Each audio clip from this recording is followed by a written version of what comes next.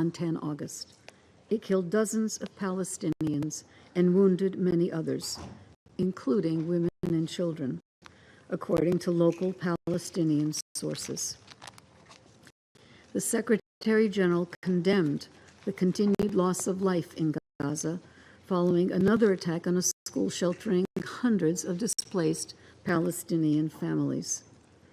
According to Israel, the IDF targeted a Hamas command center and a mosque inside the school compound and killed at least 31 Hamas and Palestinian Islamic Jihad fighters. As the Secretary General underlined yesterday, international humanitarian law, including the principles of distinction, proportionality, and precautions in attack, must be upheld at all times.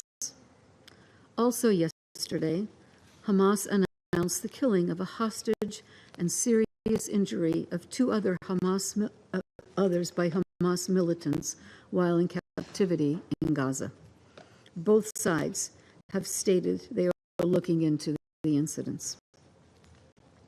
Mr. President, with hostilities continuing across the Strip, including in the north around Gaza City, in the middle area in Khan Yunis, and in and around Rafah, the situation remains catastrophic for civilians. No place is safe in Gaza, yet civilians continue to be ordered to evacuate to ever-shrinking areas. My colleague, Director Oten from OCHA, will brief you shortly in more detail regarding the dire humanitarian conditions in Gaza. 10 months since the start of the war, the threat of further regional escalation is more palpable and chilling than ever. Exchanges of fire across the blue line have continued nearly daily. Since I last briefed on 31 July, numerous projectiles have been fired from Lebanon across the blue line, causing damage to buildings and bushfires in open areas. The IDF has responded with strikes across the blue line into southern Lebanon. Uncrewed aerial vehicles crossing the blue line from southern Lebanon have also continued. An IDF base was hit across the blue line, while another base was hit near Nahariya in northern Israel. An open area in Nahariya city was also struck. Mr. President, I urge continued attention to the worsening situation and ongoing violence in the occupied West Bank, including East Jerusalem. On 3 August, the IDF said it conducted 2 airstrikes on a Hamas cell in Tulkarem, killing 9 Palestinians who the IDF said were planning to conduct an attack inside Israel. Separate IDF operations in Jenin and Tubas early last week also killed another 16 Palestinians. On 11 August, a shooting attack claimed by Hamas killed 1 Israeli civilian and wounded another in the northern Jordan Valley in the occupied West Bank. Another Palestinian shooting attack, now Kalkilia, reportedly injured 1 Israeli and 2 Palestinians. The assailant, who was claimed by Hamas as an Al-Qassam Brigade's commander, was subsequently killed by ISF. Mr. President, if the slide towards an even greater catastrophe is to be halted, the parties must end all escalatory rhetoric and actions. I reiterate the Secretary General's call for all to work vigorously towards regional de-escalation in the interest of long-term peace and stability. I welcome efforts by Egypt, Qatar, and the United States to bring both sides to conclude a deal to bring about a ceasefire, the release of hostages, and desperately needed humanitarian relief. As the leaders of Egypt, Qatar, and the United States emphasized in their joint statement on 8 August, and I quote, "There is no further time to waste, nor excuses from any party for further delay." End quote. Their call for immediate relief to the people of Gaza and the hostages and their families must be heeded. I urge all parties to prioritize the protection of civilians and promptly conclude this deal as endorsed by the Security Council in Resolution 2735. The United Nations is committed to supporting all efforts towards this goal and remains in close contact with the relevant parties. Mr. President, the killing, destruction, and suffering in Gaza must end. The hostages must be reunited with their families. But even as efforts to achieve these goals continue, we cannot lose sight of what we consider indisputable. In the absence of a clear path towards a future in which Israelis see their legitimate needs for security materialize, and Palestinians see their legitimate aspirations for a fully independent, viable, and sovereign state realized, lasting peace in the Middle East will remain elusive. Thank you, Mr. President. I thank Ms. DiCarlo for briefing. I now give the floor to Ms. Lisa Dottin. Thank you, Mr. President, members of the Security Council. Here we are again in the aftermath of yet another horrendous episode in this brutal war in Gaza. Like Undersecretary General DiCarlo, we're deeply horrified by the strike on Al-Tabayin school in Ad-Daraj by Israeli forces on Saturday. The school was sheltering several hundred displaced families, many of whom had moved there because of recent evacuation orders. And the strike was conducted during dawn prayers. Initial reports suggest this was one of the deadliest attacks on a school sheltering displaced people since the start of this conflict. Tragically, this is far from an isolated incident. Indeed, such attacks appear to be occurring with increasing frequency. The most recent incidents include 3 schools hit within 48 hours between 3 and 4 August, and 2 schools hit on 8 August, all in Gaza City, with Al-Tabayin on Saturday, the latest such attack. According to OHCHR, this is at least the 21st strike on a school that has been serving as a shelter recorded since 4 July this year. Scores of people have been killed in these strikes, among them women and children. Mr. President, sadly, these large-scale incidents are only some of the myriad ways in which this horrendous conflict is causing unbearable suffering and devastation. Unremitting violence in Gaza has now killed almost 40,000 Palestinians and injured more than 90,000 others, according to the Gaza Ministry of Health. Some 10,000 people remain unaccounted for and are thought to be buried under the rubble.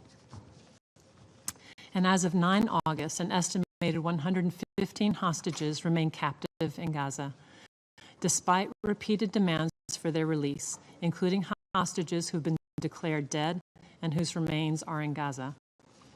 The health situation in Gaza remains critical, and the healthcare system is barely functional, providing brave but limited support for the injured and the sick, for the women in childbirth, and against rapidly spreading disease. Thousands of patients in critical conditions are on waiting lists for medical evacuations. More than 60% of residential buildings and 65% of the road network have been damaged or destroyed, according to the UN recent analysis. In just 2 weeks, more than 250,000 people have been displaced, often on multiple occasions. Evacuation orders, supposedly for civilian security, are clearly having the opposite outcome.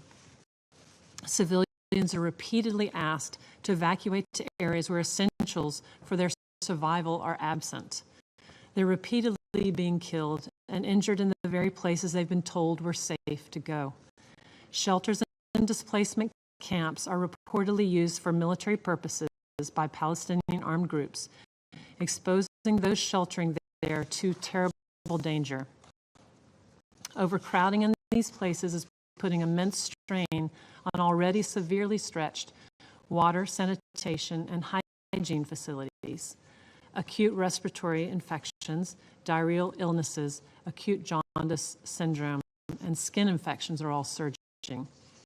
And, very worryingly, with school immunization programs practically impossible, polio looms as a new threat after 6 circulating poliovirus strains were detected in environmental samples in June.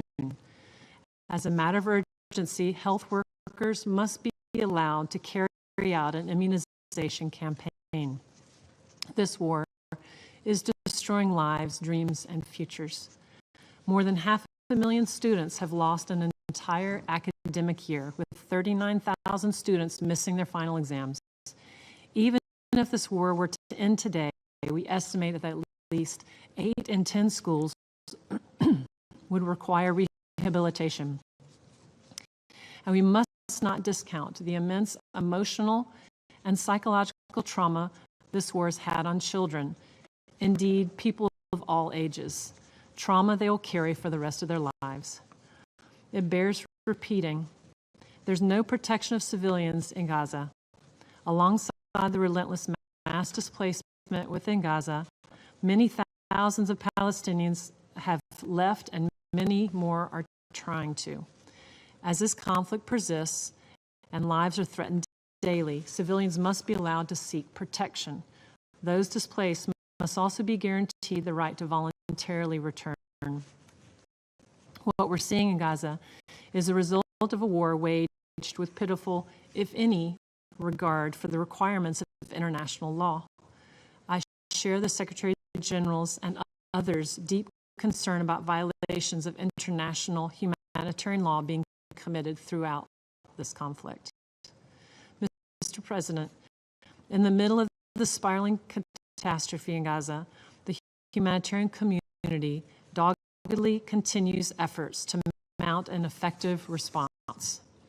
We do what we can to increase food assistance, provide education support, and boost hospital capacity.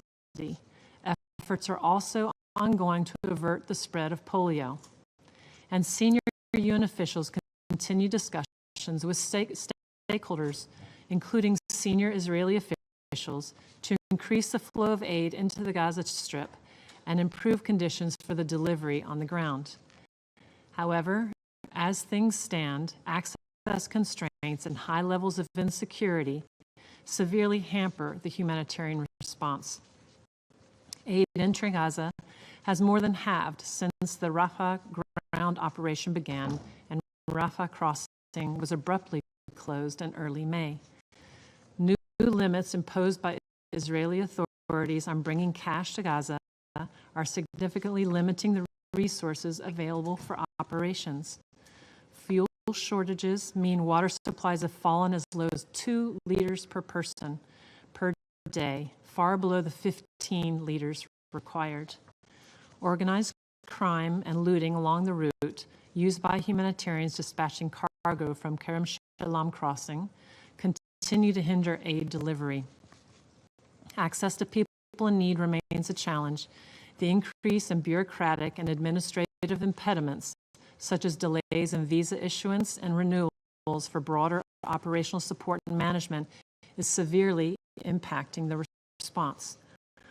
And our concerns for the safety of staff keep growing, with attacks on or near aid vehicles that have been coordinated on the rise. Recently, within a 12-day period, there's been 4 shooting incidents involving UN convoys, including on a vehicle carrying children on their way to be reunited with their father. NGOs and the Palestinian Red Crescent all report similar attacks. The result is that hundreds of thousands of people are not getting the life-saving humanitarian assistance they so desperately need. Mr. President, how much longer can this continue? How many more tragedies, such as the one in Al-Tabim school, must happen before action is taken? Can this council look at the children, the people of Gaza, and all those affected by this war in the eye, as humanitarian workers have to do every single day, and swear that no stone has been left unturned to end their suffering? The urgent requirements, so often repeated, remain the same. First, an immediate cessation of hostilities and sustained ceasefire. Secondly, strict adherence to international humanitarian law by all sides. This entails releasing all hostages. It also entails protecting civilians and meeting their essential needs, including by ensuring the unhindered provision of humanitarian assistance throughout Gaza, as ordered by the International Court of Justice, including through UNRWA. And lastly, we have said before in this context, all member states must use all of their leverage to prevent and stop violations of international humanitarian law, including through diplomatic and economic pressure, and conditioning arms exports on compliance with the rules of war and cooperation in combating impunity. We must remember that this is now one of the several conflicts in Gaza over the years which humanitarians have had to respond to. Conflicts that the population in Gaza was never afforded the ability to recover from or repair. The past 10 months have destroyed what little hope for a future existed for any surviving child. I urge this council and all member states to use your influence to protect civilians and bring an end to this conflict and its intolerable toll. It's imperative that mutual security and lasting peace is pursued so that hope can be restored, so that civilians there can enjoy the hope that we take for granted and the hope that they have never experienced. Thank you, Mr. President. I thank Ms. Doughton for her briefing. I now give the floor to those council members who wish to make statement. I give the floor to the representative of Algeria.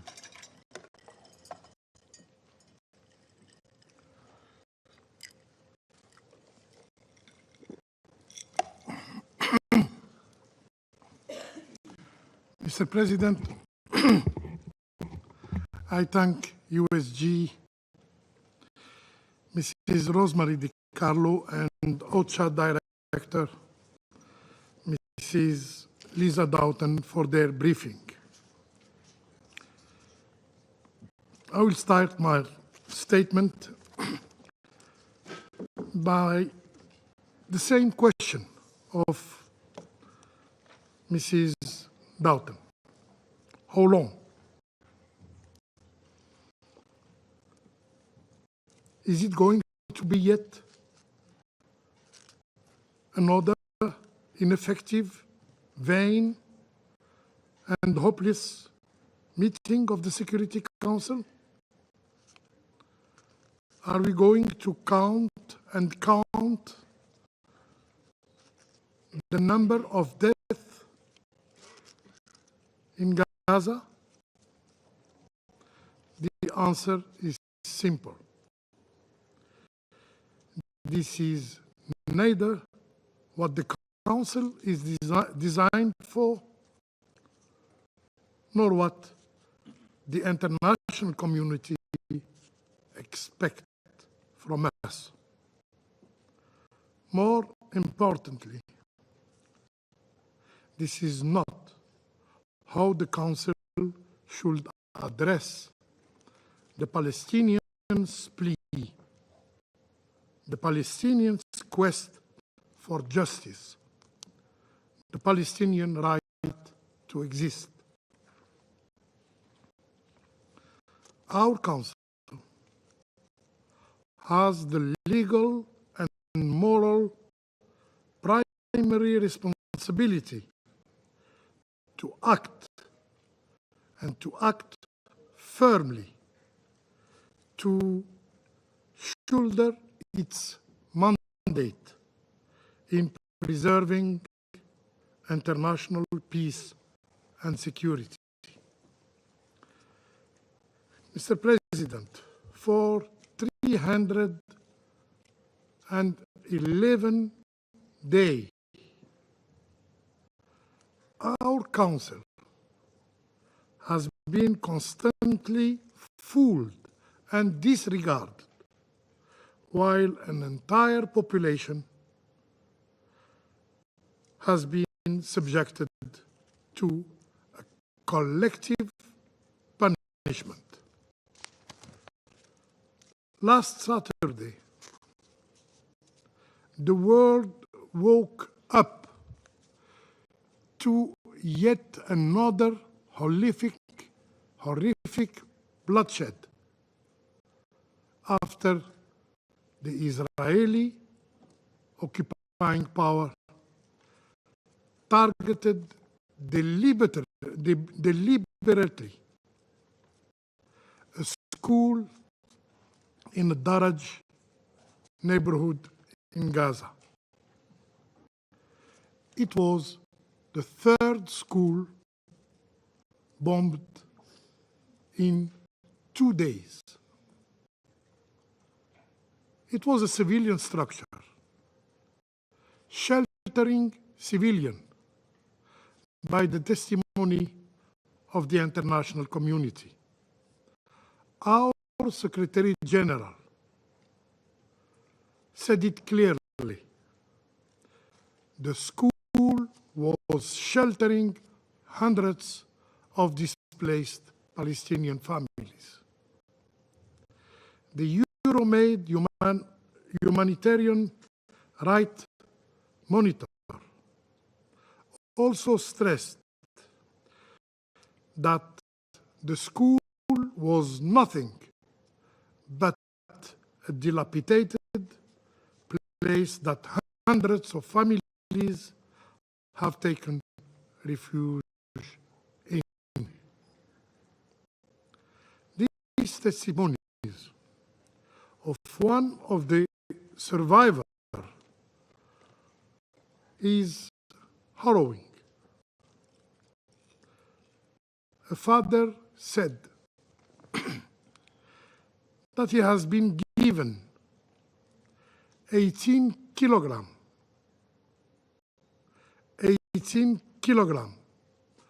of body parts, and he buried them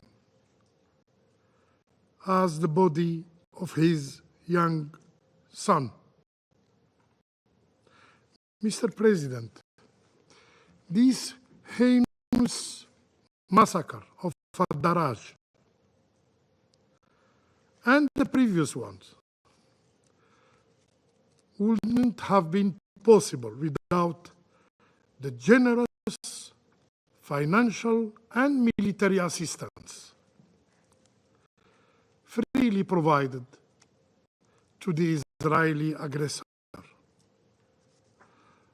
More than 100 innocent lives were sacrificed in Daraj.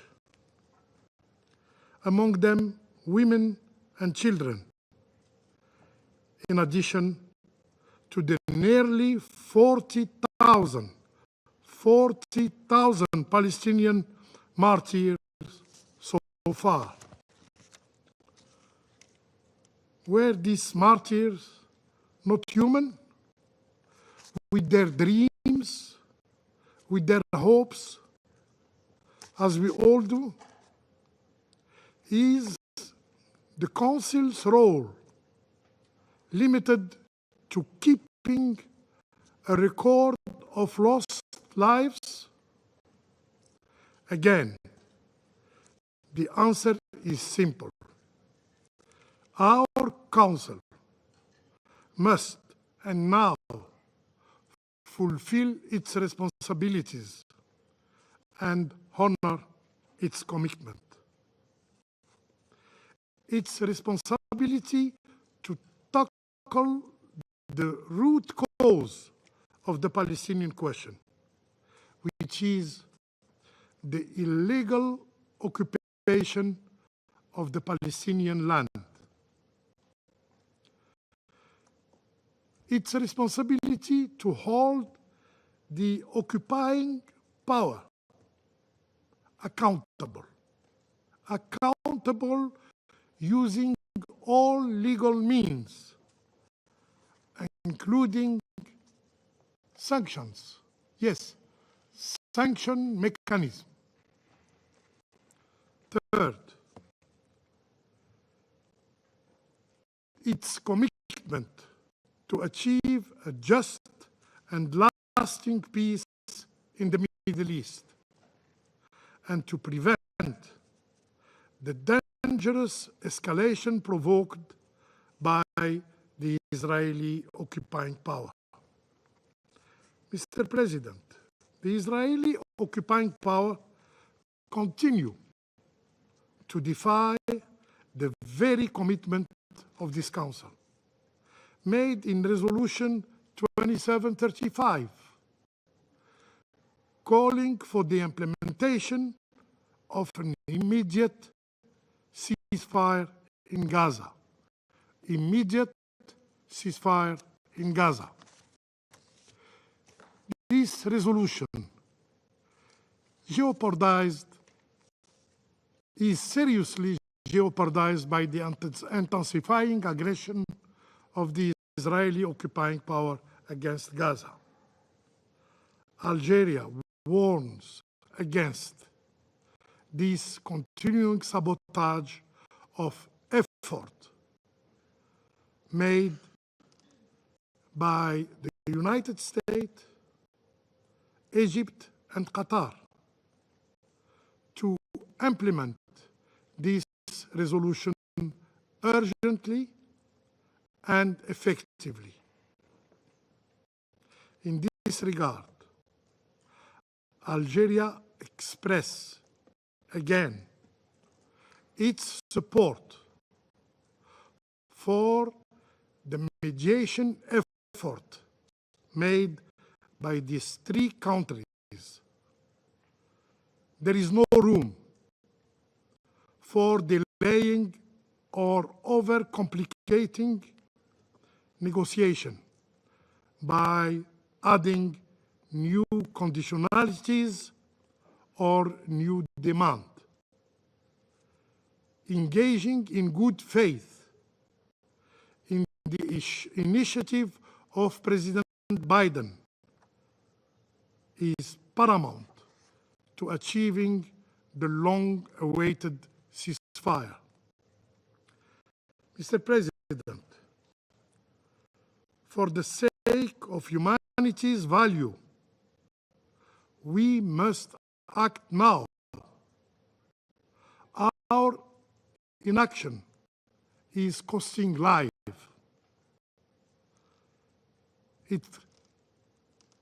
And jeopardizing the destiny of a whole people, the Palestinian people. I thank you. I thank the representative of Algeria for their statement. I give the floor to the representative of Slovenia. Thank you very much, Mr. President, and thank you for organizing this urgent meeting as requested by Algeria.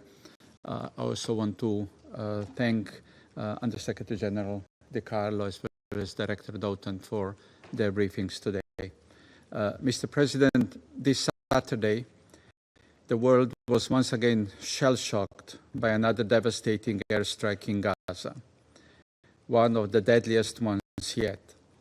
Slovenia strongly condemns the Israeli attack on Al-Tabin school in central Gaza City, in complete disregard for the fate of Palestinian lives. There are serious claims that Hamas is embedding itself among the civilian population in civilian infrastructure. We strongly condemn such actions. Hamas must stop sacrificing their fellow Palestinians and putting them in mortal danger. On the other hand, we are horrified by the series of military attacks on schools that we have witnessed recently. We repeat our call for full respect of international law, including Security Council Resolution 2601. Just yesterday, we mark 75 years of Geneva Conventions, which are being seriously tested these days in Gaza and in other conflicts. Slovenia is gravely concerned about the potential for tensions to spiral further out of control into a broader regional conflict, with devastating consequences beyond Gaza's borders. We call for maximum restraint by all actors in the region to prevent us from going down a road of no return. There is an urgent need to refrain from further attacks and threatening rhetorics. Colleagues, the resolution this Council needs to focus on as a priority is 2735. We express our full support to the mediators and their call on both sides to conclude talks on a ceasefire and the release of hostages and prisoners. In this regard, we call on both sides to resume the negotiations this week. We call on both sides to commit to concluding the deal without delay. It has been more than 2 months since the Council demanded a ceasefire. We have been patiently waiting for the implementation of our resolutions. Meanwhile, we have been witnessing a continuation of deadly attacks and civilian casualties. And we have been observing Palestinians being chased across Gaza. There is no more time to spare. There are no more innocent lives to be wasted.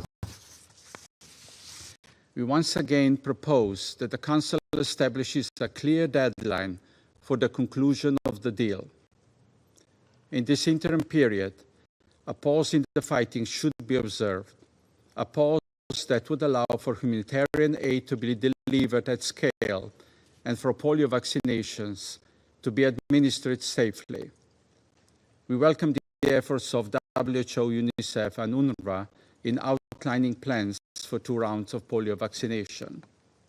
If a deal is, however, not reached, this Council should, without delay, discuss how to ensure compliance with its resolutions in the face of immense suffering in Gaza. And indeed, as Director Doughton said, we should not leave any stone unturned. Mr. President, yesterday a journalist asked me how many more briefings this Council needs to start changing the situation in Gaza. Indeed, we are receiving briefings so that we can take action. We adopted 4 resolutions, but we never followed up on their implementation. The time for action is now. It is time for ceasefire to be finally reached, or else it is time for this Council to ensure it finally happens. Thank you. I thank the representatives of Slovenia for their statement. I give the floor to the representative of Mozambique. Mr. President, Mozambique wishes to commend Algeria for requesting this meeting. We praise Sierra Leone's presidency for convening this urgent briefing on the situation in the Middle East, including the Palestinian question. We are grateful to Ms. Rosemary DiCarlo, Under Secretary General, and Ms. Lisa Doughton, a representative of OCHA, for their briefing to the Council. Mr. President, the ongoing conflict in the Middle East has been causing devastating consequences and an unacceptable toll on children, women, and the civilian Gazan population at large. The latest killings took the lives of more than 100 Palestinians. It is imperative that urgent efforts be undertaken in order to address and stop these killings.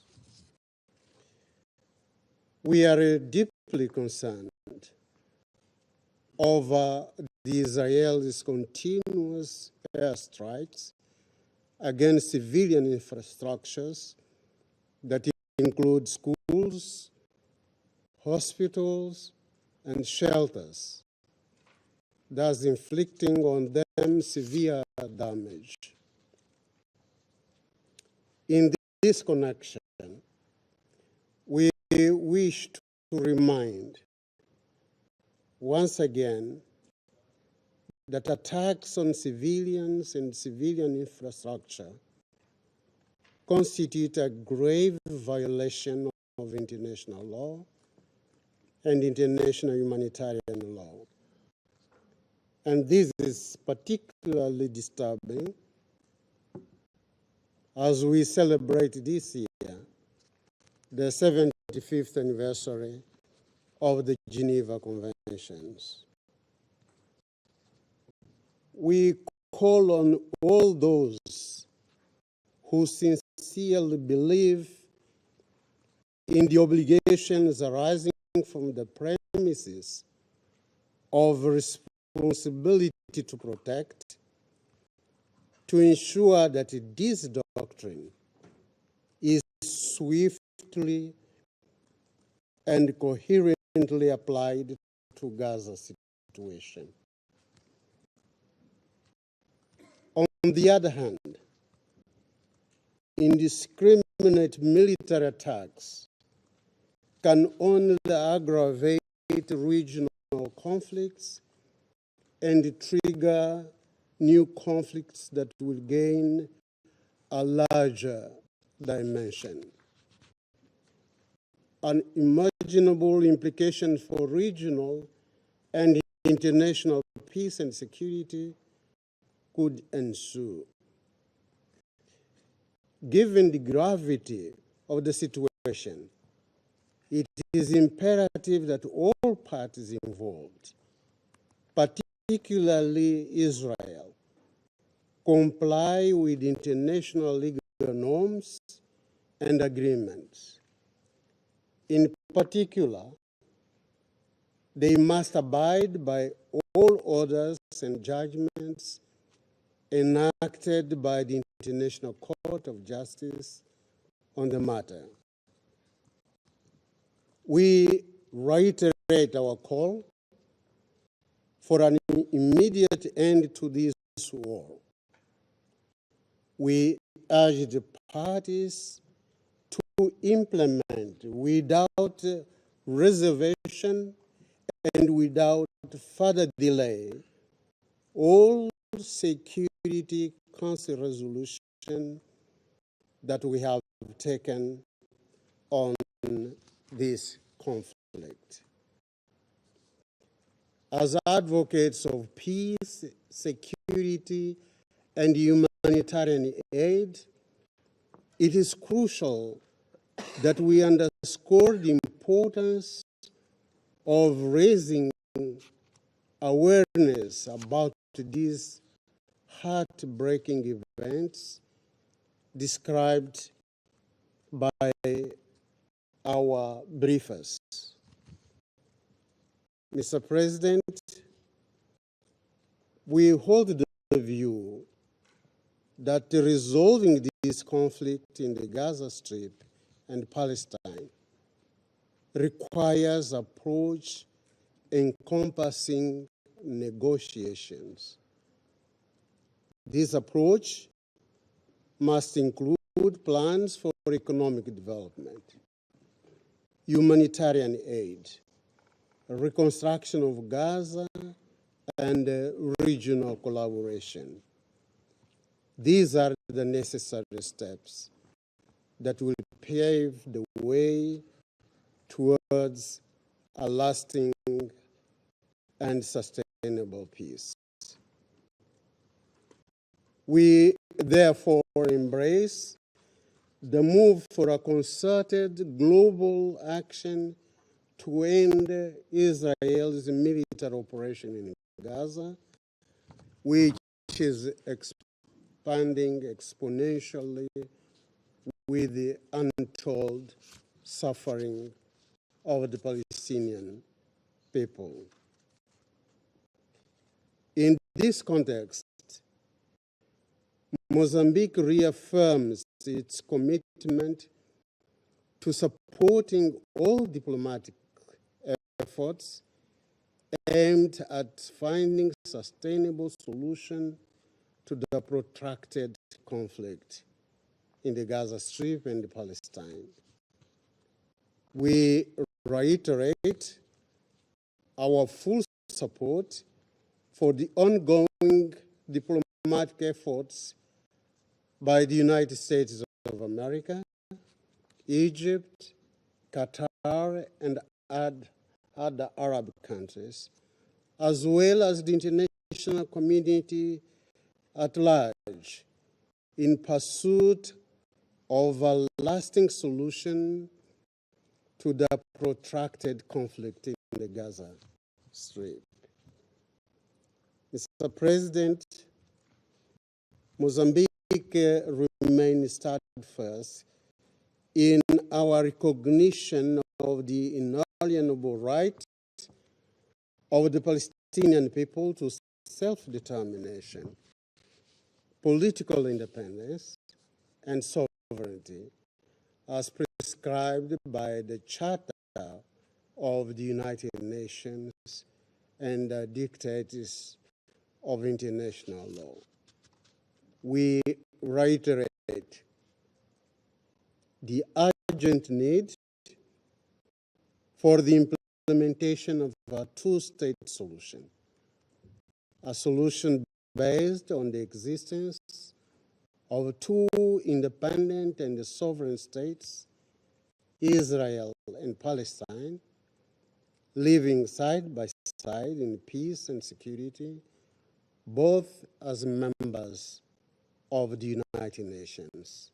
I thank you, Mr. President.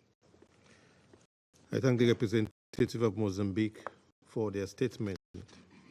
I give the floor to the representative of the United Kingdom. Thank you, President. I thank Under-Secretary General Di Carlo and Director Doughton from OCHA for their briefings. President, the UK is appalled by the Israeli military strike on Al Tabeen school, where Palestinian civilians were sheltering. The UN tells us this strike killed dozens of Palestinians, many of whom are reported to be women and children. Sadly, this was not the only Israeli strike on schools turned shelters we have seen. There were 17 such attacks in July alone. Palestinians have nowhere safe to turn. 86% of Gaza is now under evacuation orders. And in recent days, we've seen some of the largest orders to date, impacting tens of thousands of people, displaced multiple times over. Families are forced to move back and forth,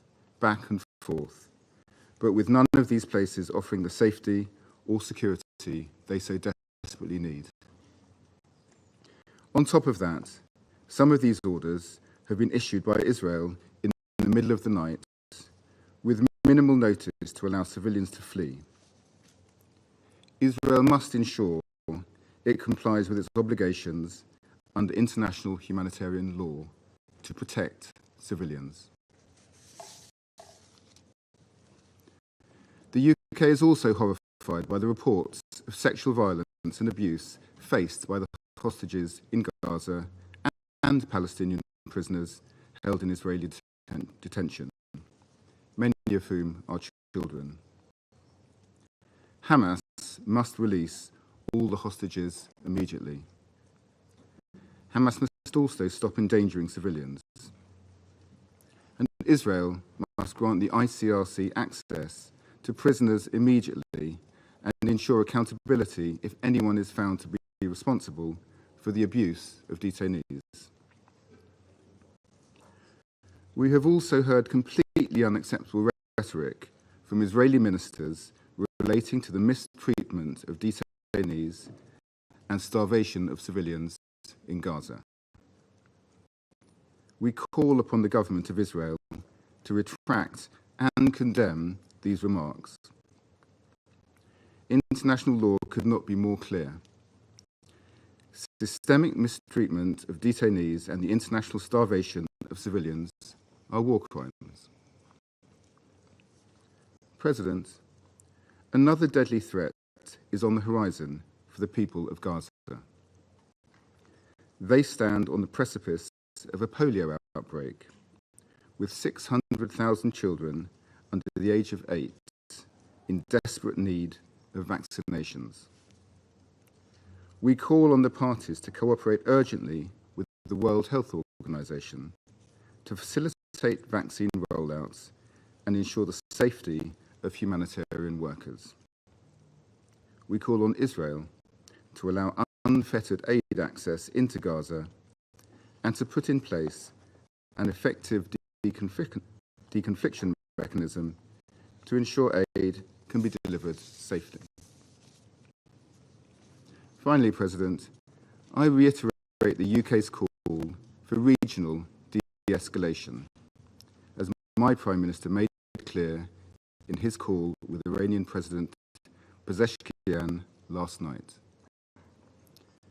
Thanks to the tireless efforts of the US, Qatar and Egypt, there is a ceasefire deal on the table for Gaza. My Prime Minister joined with his French and German counterparts to urge the parties to resume discussions on 15 August and get the deal done. We need an immediate ceasefire.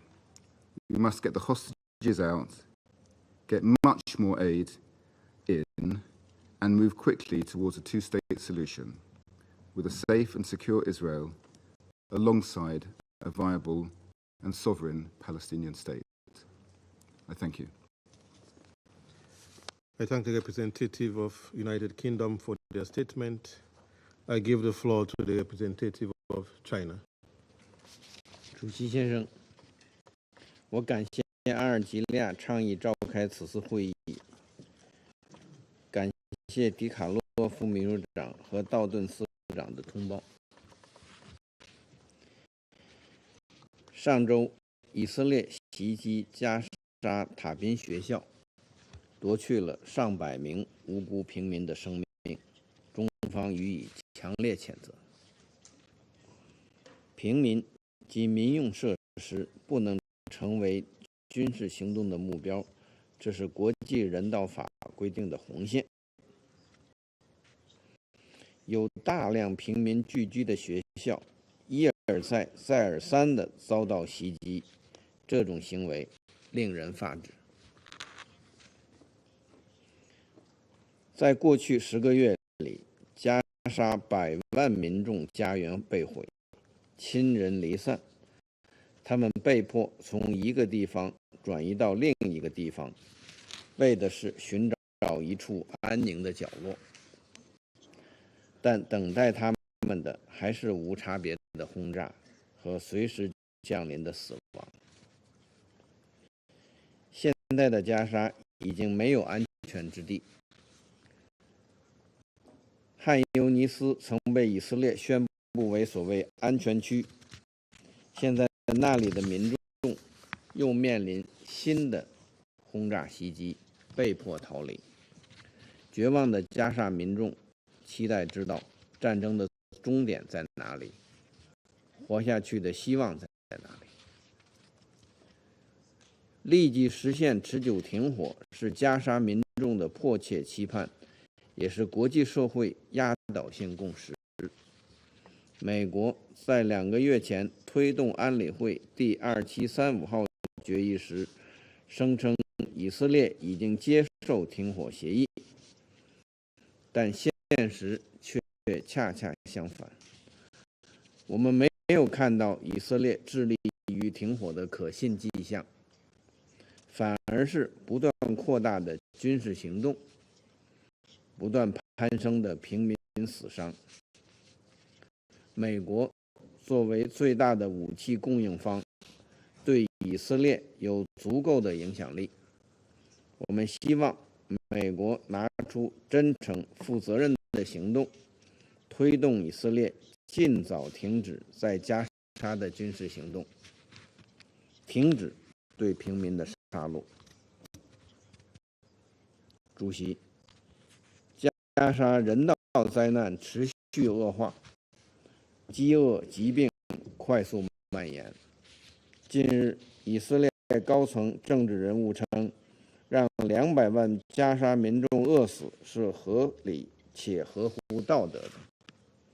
这种骇人听闻的言论完全不可接受。饥饿不能成为武器，人道问题不能政治化，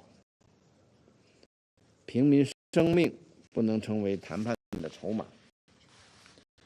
中方敦促以色列履行国际人道法义务，开放全部过境点，保障人道物资快速、大规模、安全准入。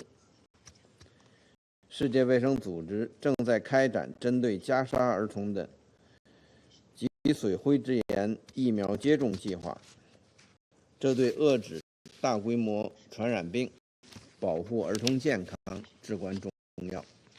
以色列应该保护相关医疗工作者的安全和行动自由。约旦河西岸局势动荡加剧，令人担忧。我们对以色列士兵对巴勒斯坦被扣押人员实施性虐待事件表示严重关切，呼吁进行调查和追责。中方敦促以色列立即停止一切定居点活动，切实遏制愈演愈烈的定居者暴力，停止侵蚀两国方案的基础。我们重申，两国方案是解决巴以问题的唯一可行出路。中方支持巴勒斯坦实现独立建国，倡议召开更大规模、更具权威、更有实效的国际会议。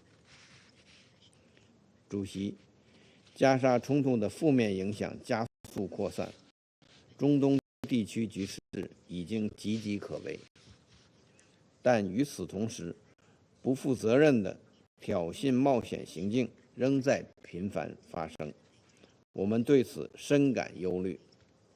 中方重申，避免局势恶化升级的关键在于尽快实现加沙全面持久停火。中方愿同国际社会一道，为早日平息加沙战火、缓解人道灾难、落实两国方案、实现中东长治久安做出不懈的努力。谢谢主席。I thank the representative of China for their statement. I give the floor to the representative of the United States. Thank you, Mr. President. Thank you also, Undersecretary General DiCarlo and Director Dalton, for your very sobering briefing. We continue to support the United Nations' vital, albeit difficult to implement, humanitarian efforts in Gaza. The United States is deeply concerned about reports of civilian casualties following the August 10th strike by the IDF on the compound in Gaza that included a school and a mosque, sheltering desperate, displaced people, including women and children. We have raised our concerns with Israel, and while they indicated they were targeting senior officials from Hamas and Palestinian Jihad, they have an obligation to do everything possible under international humanitarian law to protect civilians. We mourn mourn every civilian lost in this horrific incident and in this conflict. But this much we do know and must be acknowledged.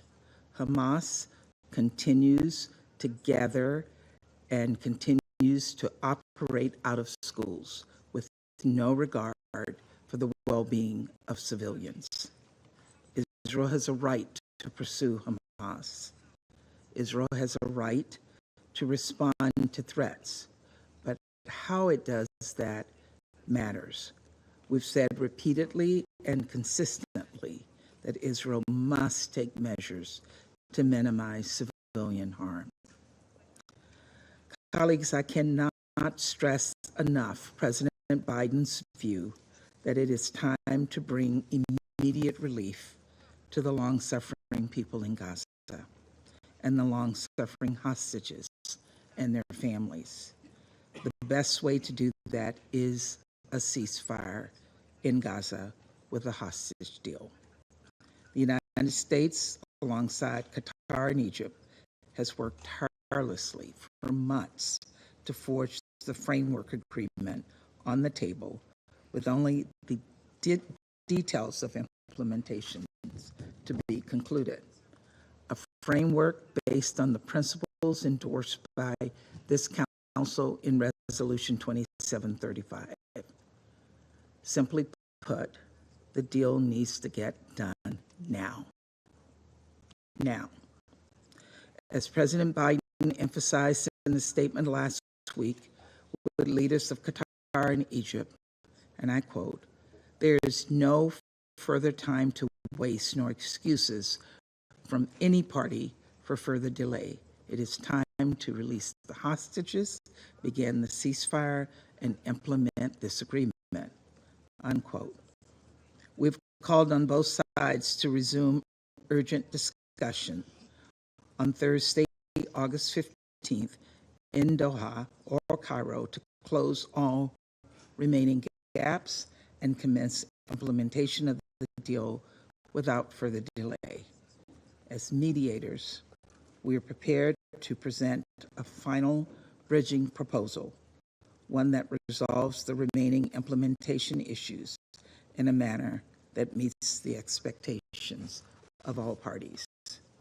We welcome the statements of support for this effort, such as the one issued by Algeria over the weekend, and we call on every member of this council to speak with one voice, to press Hamas to participate in the discussions on August 15th, and for both sides to agree to implement the deal on the table without further conditions or delays.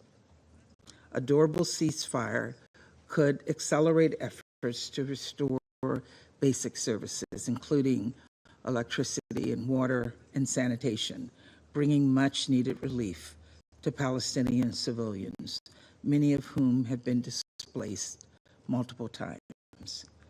It could enable an urgently needed vaccination campaign to stop the spread of polio, and it would facilitate the release of all hostages held by Hamas, including 8 Americans and citizens from many other countries. We also have been clear that a ceasefire in Gaza could help enable diplomatic efforts to restore calm along the Blue Line and reduce regional tensions. Indeed, from the start of this conflict between Hamas and Israel, the United States has worked to avoid a situation in which the fighting in Gaza spirals into a broader regional conflict.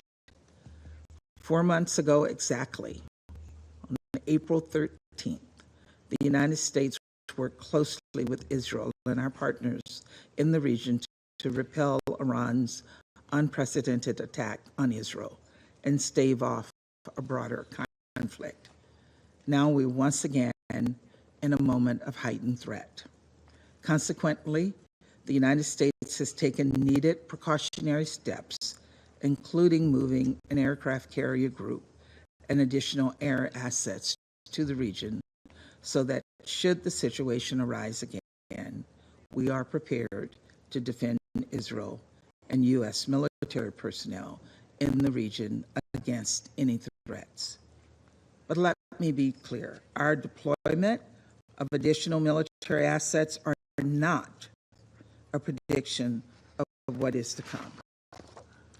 A broader regional conflict is not inevitable.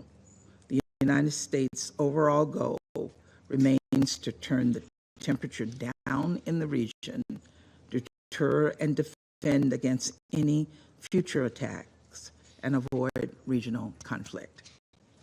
That starts with finalizing a deal for an immediate ceasefire with hostage release in Gaza. We need to get this over the finish line.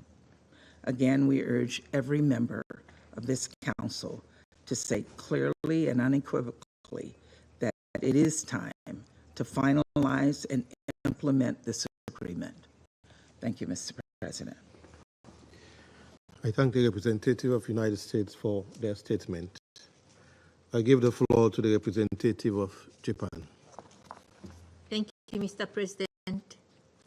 I also thank USG DiCarlo and Director Dalton for their briefings. The number of civilian casualties and the degree of suffering we have seen in Gaza for more than 300 days of conflict are unbearable and distressing. Today, this urgent meeting is convened following yet another grave incident. Japan expresses its deep concern over the loss of many civilian lives and injuries caused by the Israeli airstrikes on Al-Tabin school last Saturday. It is appalling that numerous civilian casualties have occurred in schools and hospitals. All parties must strictly abide by relevant principles of international law, especially the protection of civilians. We urge Israel to make every effort to avoid civilian harm. Mr. President, Gaza is truly in agony. Nearly 1.9 million people are forcibly displaced due to the repeated evacuation order by Israel, fleeing again and again to places where life is very tenable. Japan is deeply worried about the significant shortage of food, medicine, fuel, and other basic necessities in Gaza. We strongly condemn the deplorable remark by an Israeli cabinet minister. Starving more than 2 million Palestinians in Gaza cannot be justified. The detection of polio and the spread of such diseases is a man-made problem stemming from the collapse of the waste management system and is another matter of serious concern. The Rafah crossing must be reopened and the safety of aid workers must be assured at all times. Israel must lift all impediments to humanitarian assistance, not only to provide the minimum of survival, but also to protect human dignity. Mr. President, the still unfolding tragedy confirms that three things that this Council called for in Resolution 2735 must be achieved now without any further delay, namely, an immediate ceasefire, the release of all remaining hostages, and the expansion of aid delivery across Gaza at scale. In this vein, Japan appreciates the vigorous diplomatic push by the United States, Egypt, and Qatar to close all remaining gaps to finalize the deal on the ceasefire and hostage release. We strongly support the recent joint leaders' statement and the effort made by the three countries, and we urge all parties concerned, especially Hamas, to constructively engage at the proposed meetings later this week and immediately work towards concluding the deal. This Council and the entire international community must remain united to end this crisis immediately. Japan will play its part in close cooperation with relevant stakeholders. I thank you, Mr. President. I thank the representative of Japan for their statement. I give the floor to the representative of Guyana. Mr. President, thank you for convening this meeting in response to the timely request made by the delegation of Algeria. I also thank Under Secretary General DiCarlo and Ms. Dalton of OCHA for the information provided. Mr. President, the attacks on the Al Tabiin school are part of an ongoing pattern employed by the Israeli Defense Force since the beginning of the war in Gaza. It is a pattern characterized by a complete disregard for the humanitarian principle of proportionality, and it results over and over again in the killing of a high number of civilians on the pretext of eliminating one or more military targets.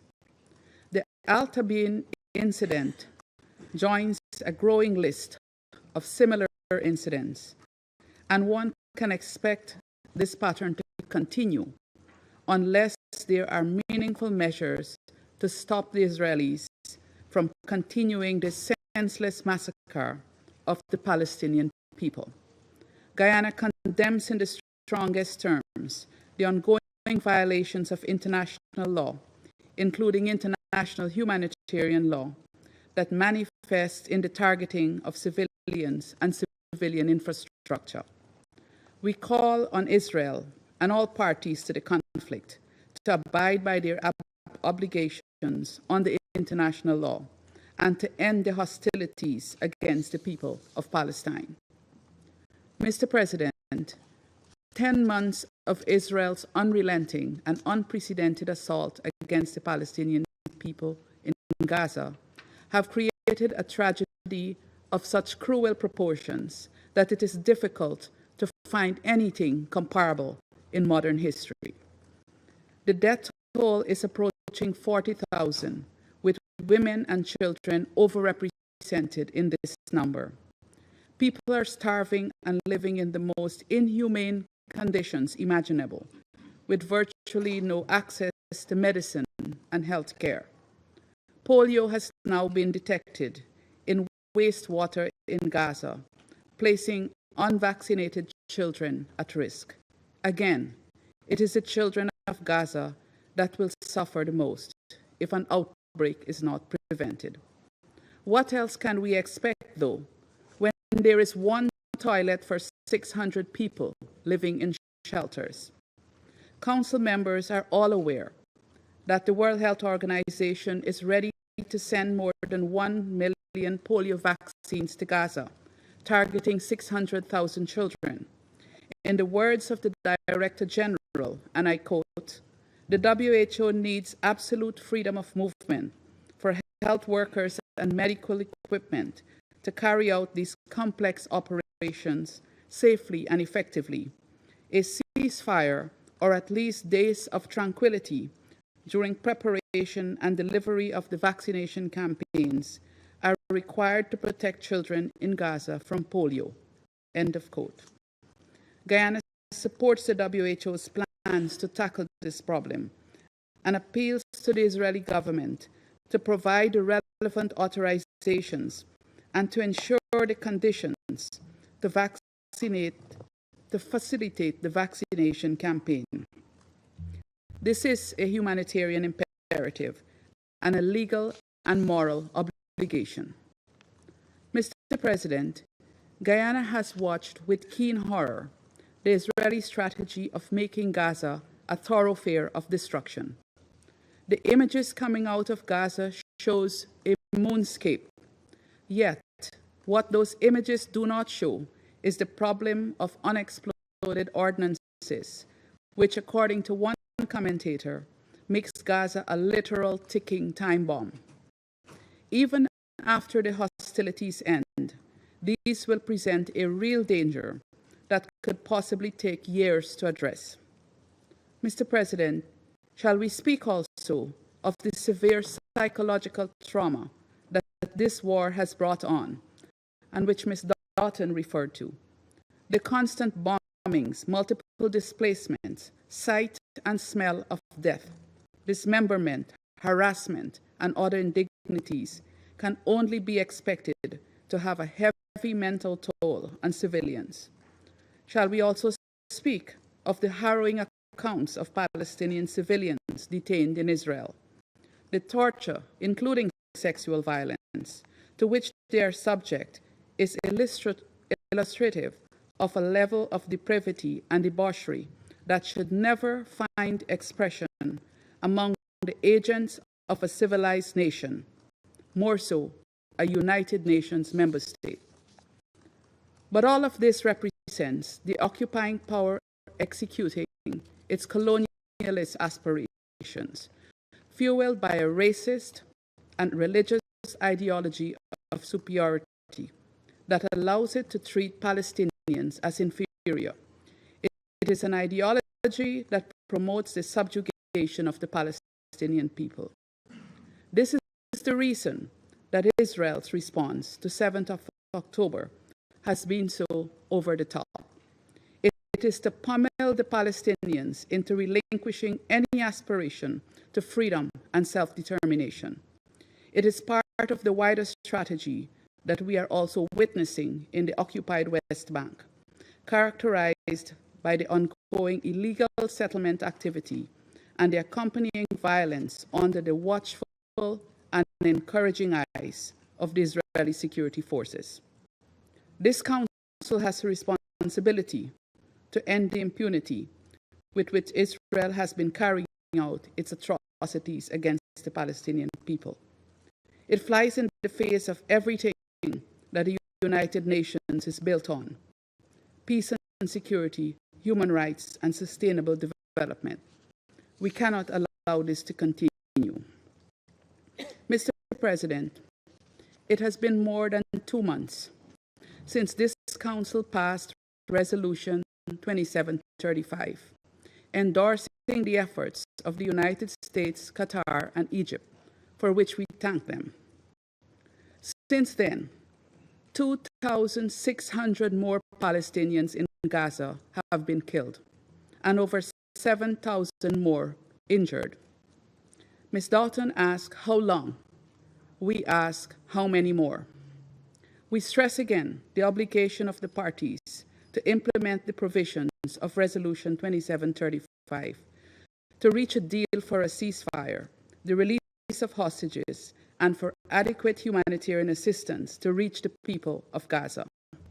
We also underline the obligation of Israel to abide by the ICJ orders, mandating that Israel takes the necessary steps to protect Palestinian lives and well-being and prevent genocide. In closing, Mr. President, implementation of the two-state solution is way overdue and is the only viable path to peace. It is an injustice to the Palestinian people and to the people of the Middle East generally that peace appears to be a chimera, owing to Israel's dogged agenda to deny Palestinians their right to live in freedom and dignity in their own state. Guyana urges the Council to act to end this injustice. Guyana is prepared to do its part. I thank you. I thank the representative of Guyana for their statement. I give the floor to the representative of the Republic of Korea. Thank you, Mr. President. I thank USGT Carlo and Director Dalton of OCHA for their detailed briefing on the current situation in Gaza. The entire globe is anxiously watching the precarious situation in the Middle East. A series of destabilizing incidents have continued all across the region, including along the Blue Line, Tehran, in Tel Aviv, in Beirut, and in the Red Sea. As repeatedly stressed in this chamber, the Republic of Korea reiterates its urgent calls for maximum restraint by all parties in the region. We strongly oppose any action that may trigger another cycle of violence and counter-violence, as this would only further endanger the lives of innocent civilians throughout the region. We are appalled and gravely disturbed by the repeated attacks against the civilian infrastructure, including schools, hospitals, and shelters in Gaza, and especially by the August 10th strike on a mosque inside the Al-Tabain school, where around 100 people were reportedly killed. This was Israel's 8th bombing of a school sheltering civilians so far in August alone. We are all aware that civilian infrastructure should not be targeted. This is all the more so when those schools are being used as shelters for desperate civilians who have been displaced multiple times amid ongoing hunger, insecurity, and disease.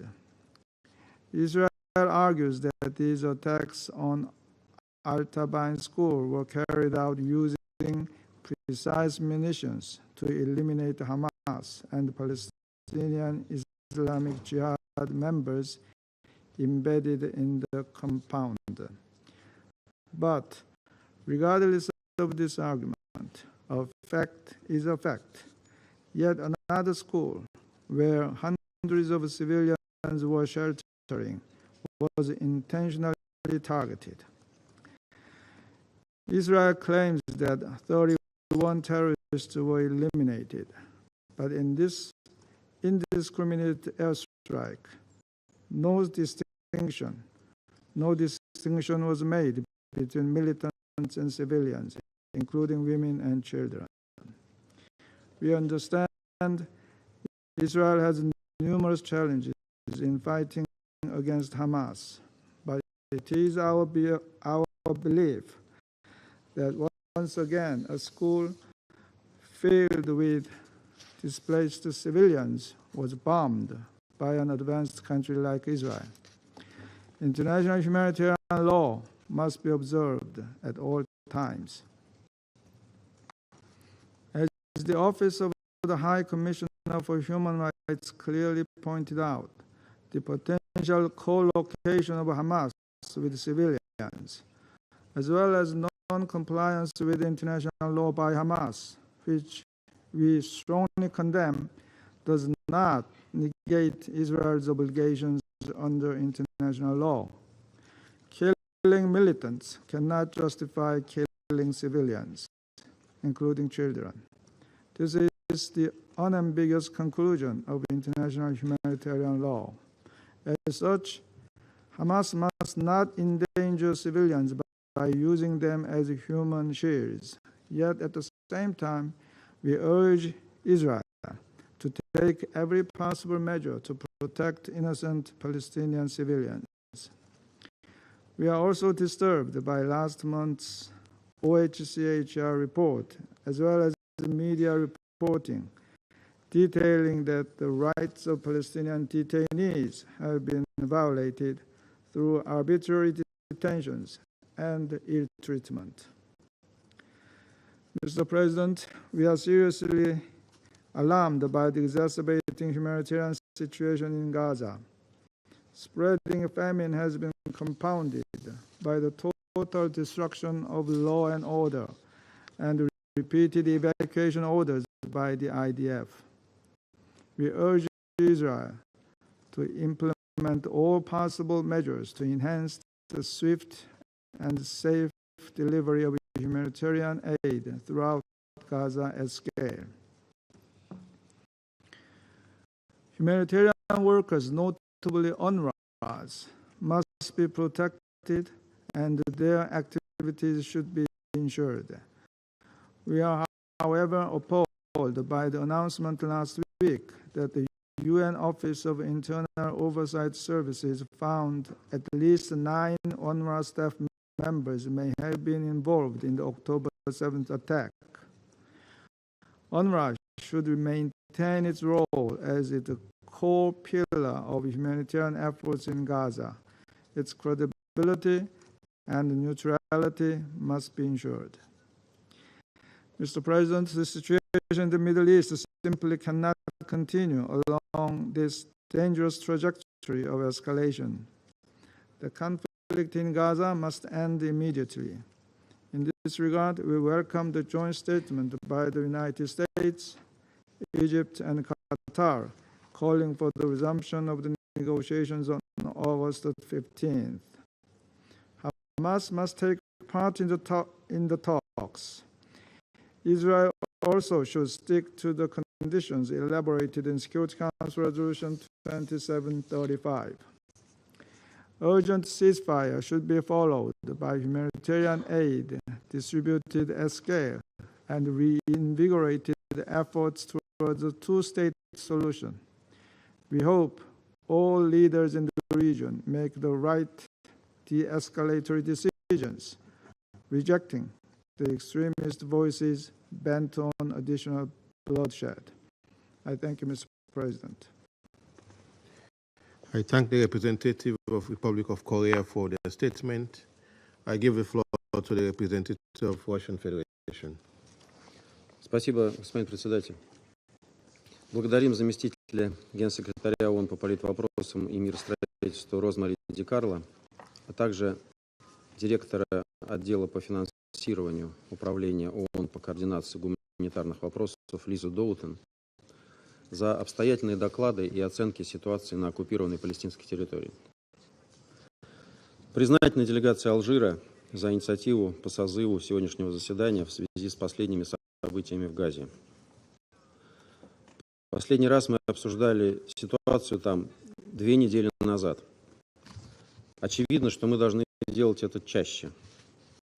Ведь тезис о том, что ситуация в секторе и в целом в регионе продолжает стремительно деградировать, уже приобрел, к сожалению, рутинный характер и не передает того ужаса и тех страданий, с которыми ежедневно вынуждены сталкиваться мирные газовитяне, в том числе старики, женщины и дети.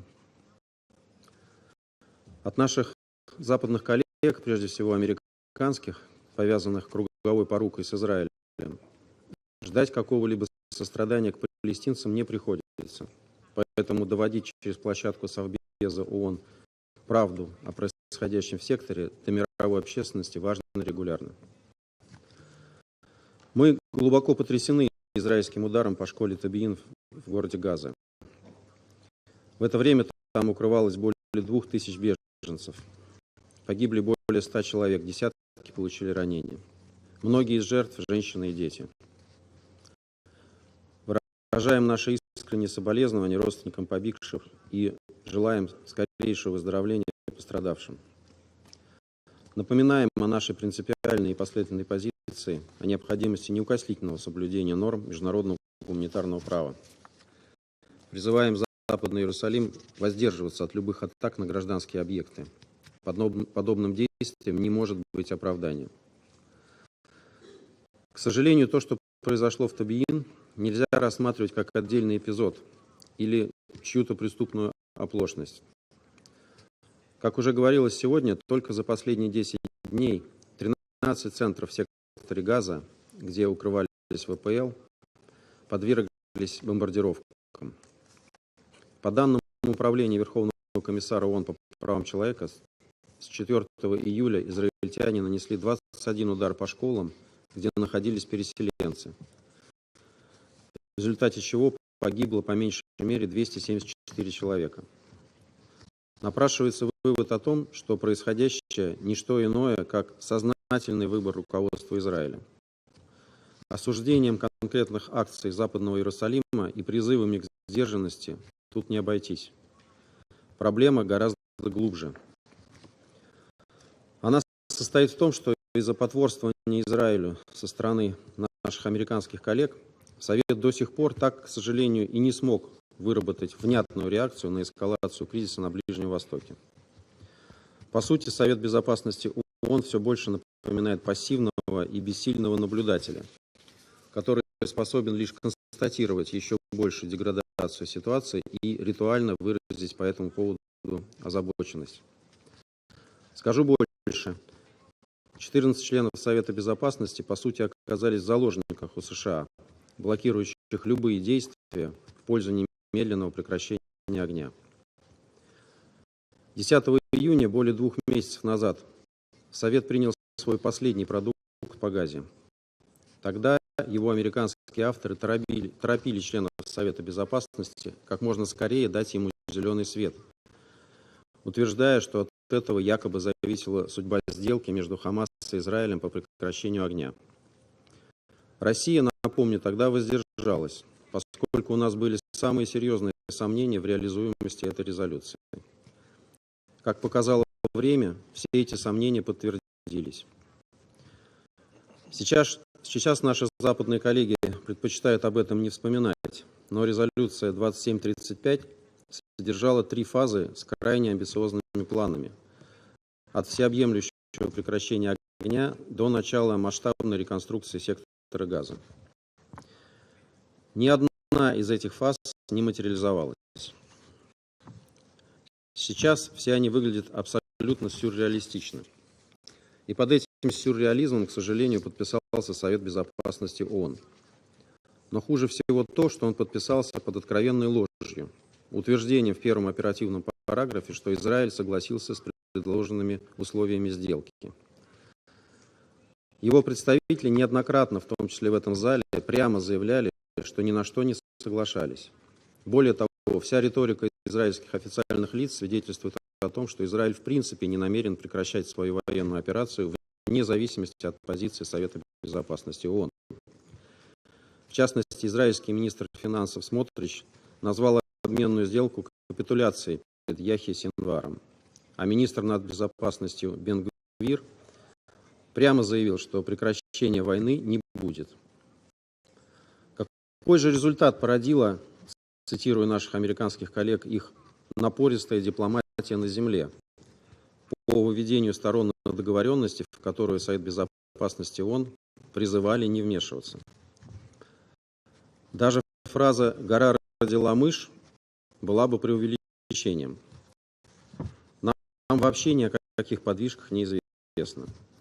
Кроме того, что с момента принятия резолюции 2735 единственный антирезультат – это вопиющее провокационное убийство главного переговорщика Хамас на опосредованных переговорах Исмаила Хании, бывшего палестинского премьер-министра, в ходе его визита в Тегеран.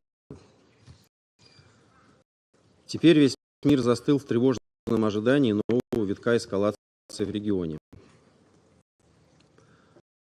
А Соединенные Штаты Америки, которые до сих пор даже пальчиком не погрозили Израилю, лицемерно призывают всех надавить на Хамас, чтобы он принял участие в переговорах 15 августа, как будто все зависит только от Хамас. Господин председатель, даже стороннему наблюдателю сегодня очевидно, что попытки подменить полноценное решение палестино-израильского конфликта различного рода сделками века при единоличном господарстве США оказались не только безуспешными, но и контрпродуктивными. Весь ближневосточный регион полыхает и находится на краю пропасти широкомасштабной войны. Первостепенная задача, безусловно, скорейшее прекращение кровопролития в секторе Газа. Россия с самого начала обострения в зоне палестино-израильского конфликта призывала Совет принять самые решительные меры для обеспечения немедленного и безусловного прекращения огня. Я напомню, мы предложили первый проект резолюции с таким требованием еще 16 октября прошлого года. Сколько жизней можно было бы спасти, если бы Совет тогда не проявил малодушие? Это не риторический вопрос, есть конкретная цифра. 40 тысяч погибших, в том числе более 200 сотрудников БАПОР, более 90 тысяч раненых. Как сегодня уже говорилось, более 2500 погибших только с момента принятия резолюции 2735. Именно столько стоит бездействие многосторонней дипломатии и конъюнктурные интересы отдельных членов СБ, которые своим дамокловым вето полгода не позволяли даже намекнуть в документах Совета Безопасности на прекращение огня. Но без прекращения военных действий невозможно положить конец страданиям ни в чем не повинных мирных палестинцев, добиться освобождения заложников и задержанных, а также обеспечить полноценный и беспрепятственный доступ в анклав. Призываем Совет не идти на поводу у Вашингтона, который озабочен лишь защитой интересов Израиля и прибылью от поставок оружия в горячие точки. И вновь сообща подумать, какие меры Совет Безопасности мог бы принять для деэскалации в Газе и в регионе в целом. Если для этого необходим визит Совета Безопасности на земле, то его нужно провести. Иначе складывается странная ситуация, когда мы все ожидаем от профильных подразделений секретариата активного присутствия в зоне конфликта и выполнения их мандатов в условиях, сопряженных с рисками для их жизней, а сами, заседая в Нью-Йорке, довольствуемся информацией из их докладов и открытых источников. Или же получаем приглашение посетить Женеву вместо тех регионов, где мы действительно нужны. Ближний Восток должен быть приоритетным направлением для визитов Совета, которые не должны превращаться в политический туризм в комфортных локациях. Требует повторного рассмотрения и вопрос о том, каким образом можно было бы переформатировать присутствие на земле профильных миссий, прежде всего органа ООН, по наблюдению за соблюдением условий перемирия. Нужно осмыслить возможность усиления его мандата, если надо, вне привязки к согласию обеих сторон. Очевидно, что оно никогда не будет получено. Генерал Патрик Гаша уже дважды брифинговал Совет, очерчивал конкретные практические вопросы, которые необходимо решить для того, чтобы вдохнуть в мандат его миссии новую жизнь, что крайне востребовано в условиях текущей эскалации. Призываем коллег по Совету не сидеть сложа руки, а активно вовлекаться в эту дискуссию. Совет не может и не должен закрывать глаза на происходящее на Ближнем Востоке и в угоду одной делегации пренебрегать своим непосредственным мандатом по поддержанию международного мира и безопасности. Как и забывать о своих собственных решениях о необходимости создания независимого, суверенного палестинского государства в границах 1967 года со столицей в Восточном Иерусалиме, сосуществующим в мире и безопасности с Израилем.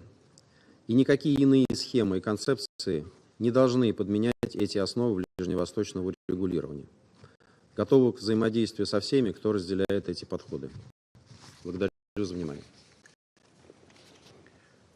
I thank the representative of Russia Federation for their statement. I give the floor to the representative of Malta. Thank you, President. I also thank Undersecretary Rosemary DiCarlo and Director Lisa Doughton for the herring briefings today. Malta condemns the horrific strike on the Al Tabeen school in Gaza last weekend, which reportedly killed dozens of civilians, including children. This is a continuation of the deeply concerning pattern of strikes on Palestinian education facilities. Al Tabeen school was a refuge for hundreds of displaced Palestinians. We urge Israel to cease attacks on civilians and civilian objects and to take immediate, decisive action to adhere to international human rights and humanitarian law. It is unacceptable that the civilian casualties of this war have reached 40,000, and by some estimates may be as high as 180,000, and that several hostages, including children, remain captive in Gaza for 312 days. Innocent lives on both sides should be safeguarded at all costs. The status quo reflects an apparent complete disregard for international law as the modus operandi of the conflict parties. Hamas's use of the civilian infrastructure for militant purposes, including through the firing of rockets into Israel, directly jeopardizes civilians, which we wholly condemn, and as we have consistently condemned the terror attacks, including those of 7th October. Nonetheless, strict compliance with international law, including international humanitarian law, remains a paramount obligation of the conflict parties, including Israel. The principles of distinction, proportionality, and precaution are not voluntary. The lives of civilians, women and children cannot be disregarded. Malta condemns the loss of all innocent civilian life, including the recent killing of Druze children in Majd al-Shams, and we stress the conflict parties' obligation to prioritize protection of civilians and civilian infrastructure. President, the broad and systematic risks faced by Gaza's population remain severe. Humanitarian aid continues to be blocked without any legitimate administrative or bureaucratic reason. Hunger, the growing threat of diseases such as polio, exacerbated by little to no access to medical aid, persistent displacement and lawlessness have deepened insecurity, rendering the situation untenable. Humanitarian actors continue to inform us that what is being done to address these horrific conditions is nowhere close to enough. A paradigm shift is necessary. Border crossings must be reopened, and effective measures need to be taken to ensure that aid is delivered into and across Gaza. President, the carnage must stop. Hostages must be released. They must be reunited with their families, and the humanitarian crisis must be adequately addressed. The full, immediate, and effective implementation of relevant council resolutions and the orders of the ICJ is essential. Malta reaffirms its categorical call for an immediate and permanent ceasefire. We fully support and commend efforts by the US, Egypt, and Qatar, who continue work towards bridging gaps to implement the framework agreement, which is in line with Council Resolution 2735. We call on the conflict parties to constructively approach negotiations and urgently implement the ceasefire deal. As regional escalations continue, we underline that concluding this deal is critical. This will directly contribute to avoiding a broader conflict in the Middle East. We call on all regional parties to commit to diplomacy, de-escalate, and refrain from any attacks which would inflame regional tensions and undermine chances for a ceasefire deal. For Israelis and Palestinians to know security and peace, a return to restorative dialogue towards a political horizon must become the core objective. Malta stresses that this must align with a comprehensive peace plan which paves the way towards a credible and irreversible realization of the two-state solution. I thank you. I thank the representative of Malta for their statement. I give the floor to the representative of Switzerland. Merci, Monsieur le Président. La Suisse salue la convocation de cette séance urgente du Conseil de sécurité sur la situation à Gaza. Et je voudrais remercier la secrétaire générale adjointe aux affaires politiques, Madame Rosemary Di Carlo, et la directrice de la division du financement et des partenariats, Madame Lisa Doughton-Dotcha, pour leurs interventions. Le rappel est clair. Monsieur le Président, la Suisse condamne les violations du droit international humanitaire commises par toutes les parties. Elle condamne également le fait que les hostilités continuent de faire de nombreuses victimes civiles, comme ce fut rapporté samedi passé à Gaza. Une école est un lieu d'enseignement. Une école doit permettre aux enfants d'apprendre, de s'épanouir de construire leur avenir et de contribuer ainsi à une société pacifique et prospère. À Gaza aujourd'hui, les écoles sont souvent le dernier recours pour trouver quelque chose à manger, de l'eau ou un abri. Or, même les écoles sont devenues des abris de fortune, n'offrent souvent pas de refuge aux civils. D'après le Haut-Commissariat des Nations Unies aux droits de l'homme, l'attaque israélienne sur l'école Tabin a tué au moins 93 personnes et représente la 21e attaque en un seul mois contre une école qui servait de refuge. Selon cette même source, les attaques contre des écoles, des universités, des enseignantes et enseignants et des étudiants sont en hausse. Alors, et on l'a entendu qu'en même temps, plus d'un demi-million d'enfants n'ont plus été à l'école depuis le 7 octobre. Le droit international humanitaire interdit, y compris aux groupes armés tels que le Hamas, d'utiliser la présence de civils dans le but de protéger un objectif militaire d'une attaque. Mais même quand cette règle est violée, cela ne suspend en rien l'obligation d'Israël de se conformer strictement au droit international humanitaire dans la conduite des hostilités. Cela comprend les principes de distinction, de précaution et de proportionnalité. Israël, en tant que puissance occupante, est tenu de fournir à la population les besoins humanitaires de base, y compris un abri sûr. Monsieur le Président, il y a 75 ans, hier, les conventions de Genève ont vu le jour. En adoptant ces conventions, les États membres se sont engagés à préserver l'humanité, même en temps de guerre. Ces engagements doivent être mis en œuvre urgemment et par toutes les parties au conflit. Et ce n'est pas le cas aujourd'hui. Les parties doivent respecter le droit international et ainsi contribuer à atténuer les souffrances des civils.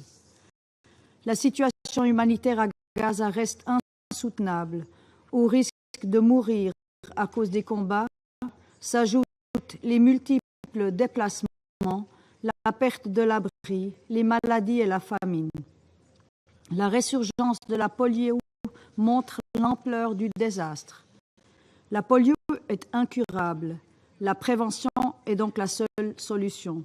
À cette fin, la campagne de vaccination de l'ONU et de ses partenaires doit être rendue possible sans délai pour éviter une autre catastrophe parfaitement évitable.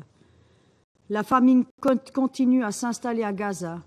La Suisse rappelle que l'usage de la famine comme méthode de guerre contre la population civile est interdit et constitue un crime de guerre d'après le statut de Rome. L'acheminement immédiat, sûr et sans entrave de l'aide humanitaire destinée à tous les civils qui en ont besoin à travers l'ensemble de la bande de Gaza doit enfin être garanti. Les récentes remarques du ministre des Finances israélien sont inacceptables et nous attendons du gouvernement israélien qu'il respecte ses obligations en vertu du droit international humanitaire. Monsieur le Président, la Suisse exige la mise en œuvre pleine et entière des résolutions de ce Conseil, notamment des résolutions 2712, 2720, 2728 et 2735, ainsi que des mesures provisionnelles de la Cour internationale de justice. La guerre et la souffrance à Gaza doivent cesser et tous les otages doivent être libérés immédiatement et inconditionnellement. La Suisse appelle toutes les parties à s'engager de bonne foi dans les pourparlers de cessez-le-feu sous l'égide des États-Unis, du Qatar et de l'Égypte. Un cessez-le-feu à Gaza est aussi crucial en vue d'une désescalade régionale. La solution à deux États démocratiques, Israël et Palestine, dont Gaza fait partie intégrante, vivant côte à côte en paix à l'intérieur de frontières sûres et reconnues, reste indispensable pour la paix. C'est le seul horizon politique envisageable pour garantir la sécurité et dignité des populations dans la région et pour que les écoles redeviennent ce qu'elles devraient être, un lieu d'enseignement et d'espoir pour un futur en paix. Je vous remercie. I thank the representatives of Switzerland for their statement. I give the floor to the representative of France. Je vous remercie, Monsieur le Président. Je remercie Rosemary Di Carlo ainsi que Lisa Doughton pour leurs interventions. À Gaza, comme l'a exprimé à plusieurs reprises le président de la République Emmanuel Macron, la guerre doit s'arrêter pour les Gazaouis, pour les otages, pour la stabilité de la région qui est aujourd'hui en jeu. Dans ce contexte, la France condamne avec la plus grande fermeté la frappe israélienne qui a visé le 9 août l'école Al-Tabin dans la ville de Gaza. Elle adresse ses condoléances aux proches des victimes et ses pensées solidaires aux blessés. Depuis plusieurs semaines, des bâtiments scolaires où se réfugient des centaines de déplacés ont été touchés avec un nombre de victimes civiles intolérable. Ces attaques contre des infrastructures civiles doivent cesser. La France rappelle que le respect du droit international humanitaire s'impose à tous, y compris à Israël. La France souligne l'urgence d'instaurer un cessez-le-feu immédiat et permanent dans la bande de Gaza pour mettre fin aux souffrances de la population civile et pour permettre l'acheminement massif et sans entrave de l'aide humanitaire en réponse aux besoins immenses de la population civile de Gaza. Elle réitère son appel à la libération immédiate et sans condition de tous les otages, ainsi que sa condamnation dans les termes les plus forts des attaques terroristes commises par le Hamas et d'autres groupes terroristes le 7 octobre 2023. Comme elle l'a rappelé hier, aux côtés de l'Allemagne et du Royaume-Uni, la France soutient les efforts de médiation des États-Unis, de l'Égypte et du Qatar. Elle appelle à la reprise immédiate des négociations. Elles doivent aboutir sans aucun délai supplémentaire. Elle condamne tout acte de provocation. Et elle appelle à cet égard le gouvernement israélien à prendre toutes les mesures nécessaires pour faire respecter le statu quo historique sur les lieux saints à Jérusalem. La France réaffirme l'urgence de mettre en œuvre la solution des deux États, seule à même de garantir la stabilité et la sécurité de tous dans la région. Face à la montée des tensions au Moyen-Orient, ce Conseil doit tout faire pour éviter un embrasement régional. Et la France est attachée à la stabilité régionale, à la sécurité de ses partenaires dans la région. Nous sommes mobilisés en faveur d'une désescalade rapide en lien avec nos partenaires internationaux. La France exprime sa profonde inquiétude quant à la poursuite des affrontements le long de la ligne bleue entre Israël et le Liban. Elle réitère son plein soutien à la FINUL, dont l'action est indispensable. Et dans ce contexte, elle proposera prochainement à ce Conseil un projet de résolution renouvelant le mandat de la force pour 12 mois. Monsieur le Président, nous appelons toutes les parties à la plus grande responsabilité et à la plus grande retenue afin de prévenir tout embrasement régional qui aurait des conséquences dévastatrices pour l'ensemble de la région. L'Iran et ses alliés doivent s'abstenir de toute attaque qui aggraverait encore les tensions régionales, qui compromettrait la possibilité de parvenir à un cessez-le-feu et à la libération des otages. Je vous remercie. I thank the representative of France for their statement. I give the floor to the representative of Ecuador. Señor presidente, agradezco a la secretaria general adjunta Di Carlo y a la directora Doughton por los informes que han proporcionado al Consejo. Mi país reitera su apoyo a la valiosa y sacrificada labor de Naciones Unidas y sus agencias en la zona de conflicto. Han transcurrido ya más de 10 meses desde el inicio de esta guerra, más de 10 meses de violencia, de muerte y de desolación, más de 10 meses de noticias desoladoras, y el pasado fin de semana no ha sido la excepción. El bombardeo de una escuela en Gaza ha provocado nuevamente la muerte de decenas de civiles palestinos, muchos de ellos desplazados varias veces buscando en vano algo de seguridad y protección. La enorme cantidad de muertos y heridos civiles que ha provocado esta guerra hacen difícil estar en desacuerdo con quienes han dicho que el pueblo palestino enfrenta un castigo colectivo, como han afirmado el secretario general Guterres y varios líderes mundiales. Entre tanto, más de 110 rehenes siguen en poder de Hamas, luego de más de 300 días de cautiverio que iniciaron con los injustificables ataques terroristas del 7 de octubre. Esos ataques, cabe recordar, constituyen la causa inmediata de la violencia actual y no pueden dejar de condenarse como mi país lo hace nuevamente en esta ocasión. Cada día que pasa, son los civiles quienes siguen soportando el peso de este conflicto en medio del horror, el desplazamiento y el sufrimiento sin fin, como ha señalado correctamente el coordinador especial Thor Wennesland.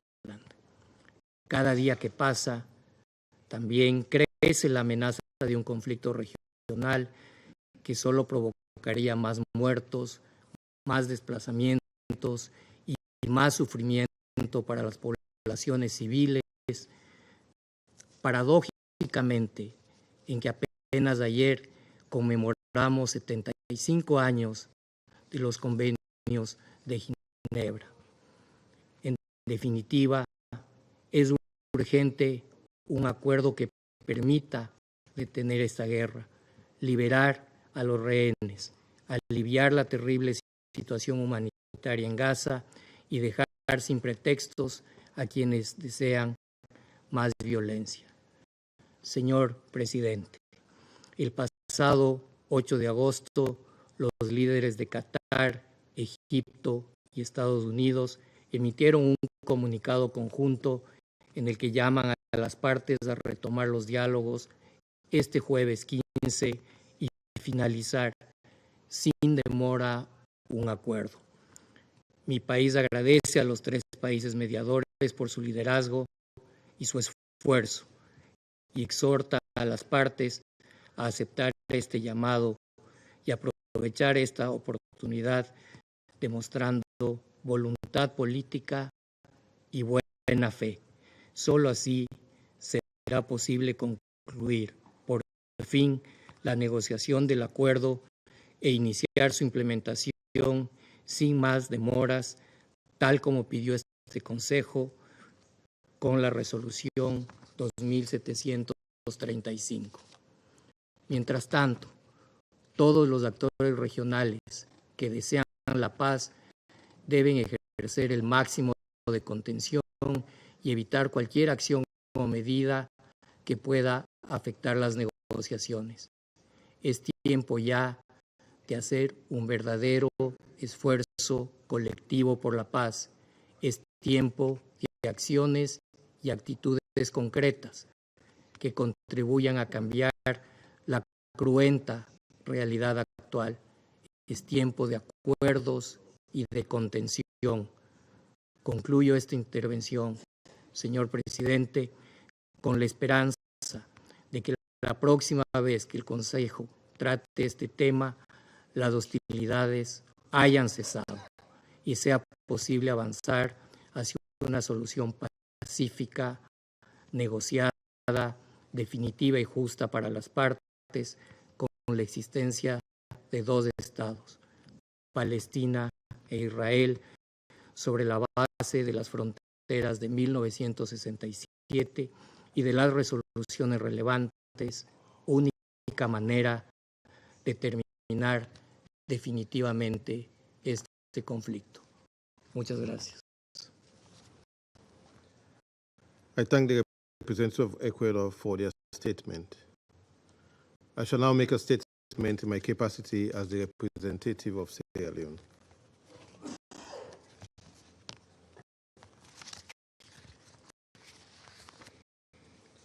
I thank USG Ms. Rosemary DiCarlo and Director Lisa Doughton for their important briefings and call to action, particularly in the statement of Director Lisa Doughton, to leave no stone unturned. I welcome the participation of the representative representatives of the State of Palestine, Israel, and South Africa in this meeting. After weeks of sustained escalation amidst continued violence in the Gaza Strip and the wider region, it is tragic to hear another report of a direct attack on the Al-Tabin school located in central Gaza, a place where hundreds of displaced Palestinian civilians found shelter. We know that in the press release, the Israeli Defense Forces stated that following intelligence, the Israeli Air Force precisely struck a Hamas command and control center embedded in the Al-Tabin school, located adjacent to a mosque, which serves as a shelter for the residents in Gaza City. Sierra deeply regrets that over 80 civilians were killed, including a family of 10 persons, and that many more were injured. We deplore this tragic and unacceptable loss of civilian lives and the actions that led to such devastating consequences.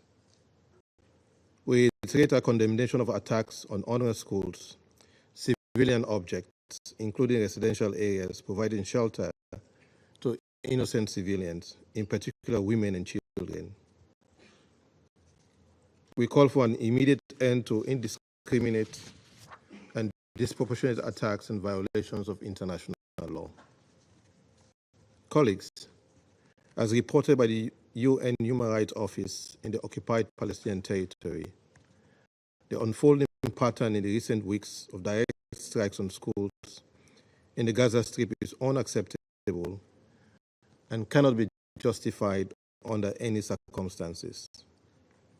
The UN Human Rights Office has also reported that over the past month, 17 schools have been struck, killing at least 163 Palestinians, including women and children.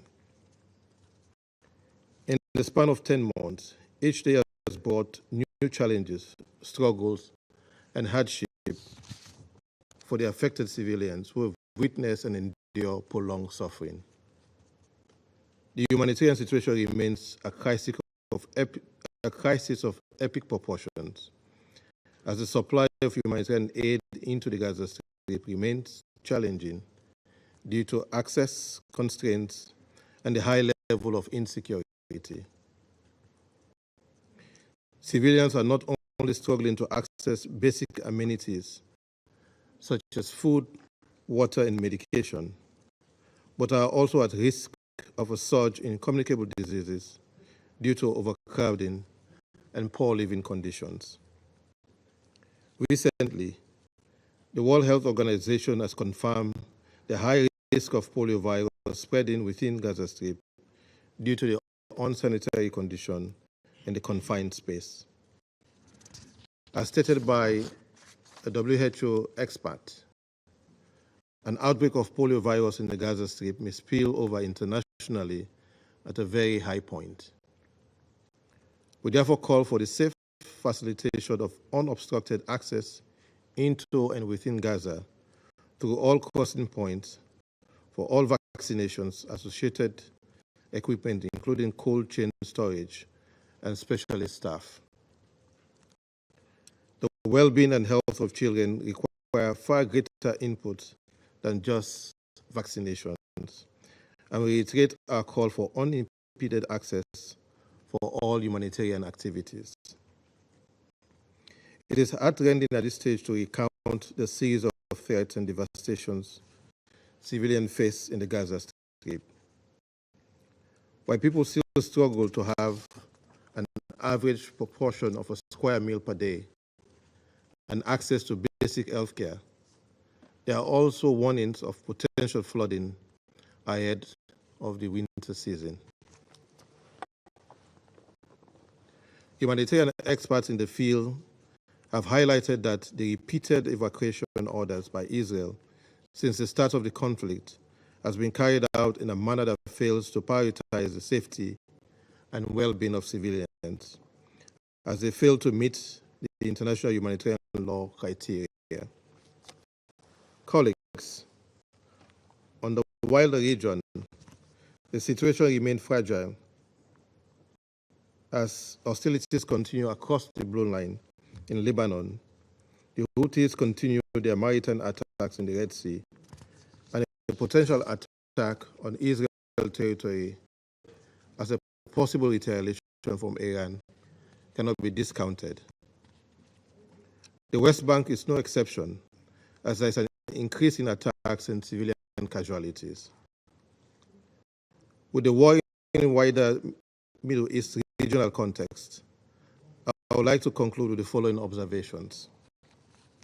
Firstly, the cumulative toll of the conflict makes it even more essential at this stage to find a peaceful resolution.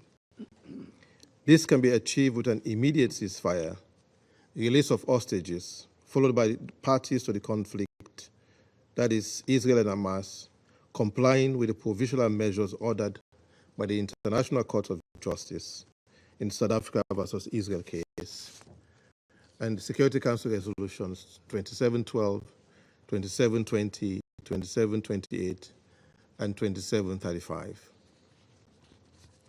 Secondly, in adhering to the principles of international law, including international humanitarian law and international human rights law, civilian objects, including schools, cannot be legitimate military target, as well as cannot be used for any military purpose. Thirdly, and despite the stalemate, Sierra Leone remains supportive of ongoing diplomatic engagement, which, in our considered view, is one of the effective tools to resolving this conflict. We once again call on the mediators, Qatar, Egypt, and the United States, to foster an environment of constructive dialogue to rebuild trust and confidence. Since SCR 2735 was adopted, over 2,303 civilians have been killed. This cannot continue, as we know that the deaths have added to the 287 aid workers killed in Gaza Strip since 7th October 2023, including 205 on our staff, and at least 39,699 Palestinians killed, and over 91,722 injured. In this regard, and in closing, we call on all sides to take steps to urgently finalize the deal being brokered by Egypt, Qatar, and the United States, in line with Resolution 2735. The parties must demonstrate good faith to sustain diplomatic efforts and negotiations. It is hoped that the collective conscience will rule over actions of the parties and guide them towards doing what is right and just, as against what they so desperately desire. I thank you.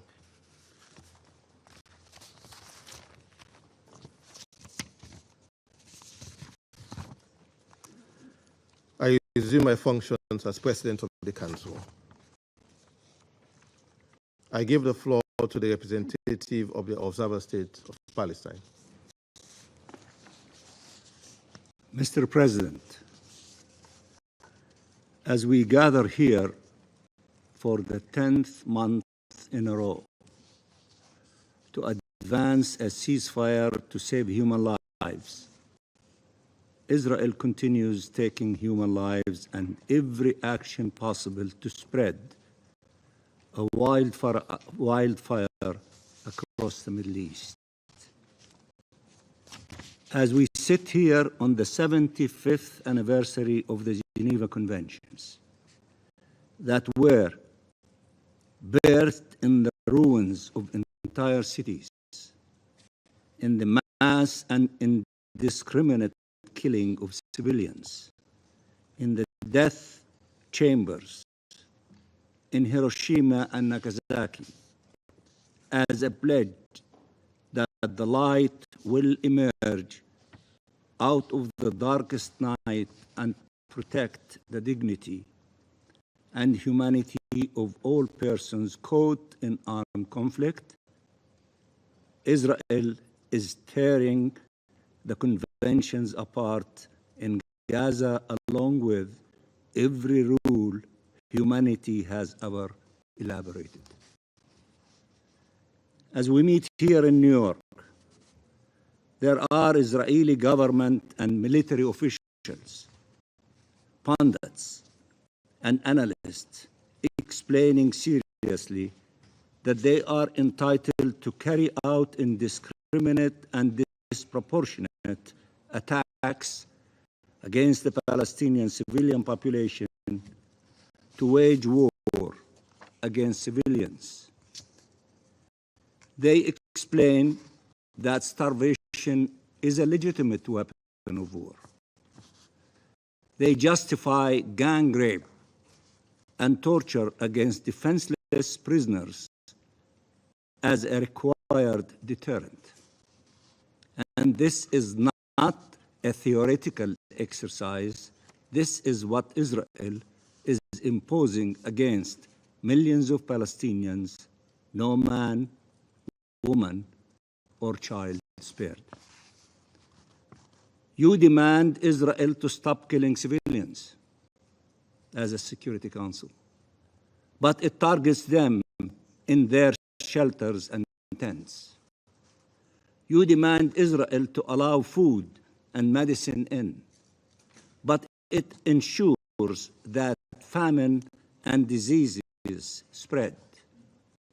You demand Israel to treat Palestinian prisoners humanely, but it tortures them and allows the Israeli jailers to rape and abuse their Palestinian hostages. You call on it to stop its settlements, but it rapidly accelerates its colonization of Palestinian land.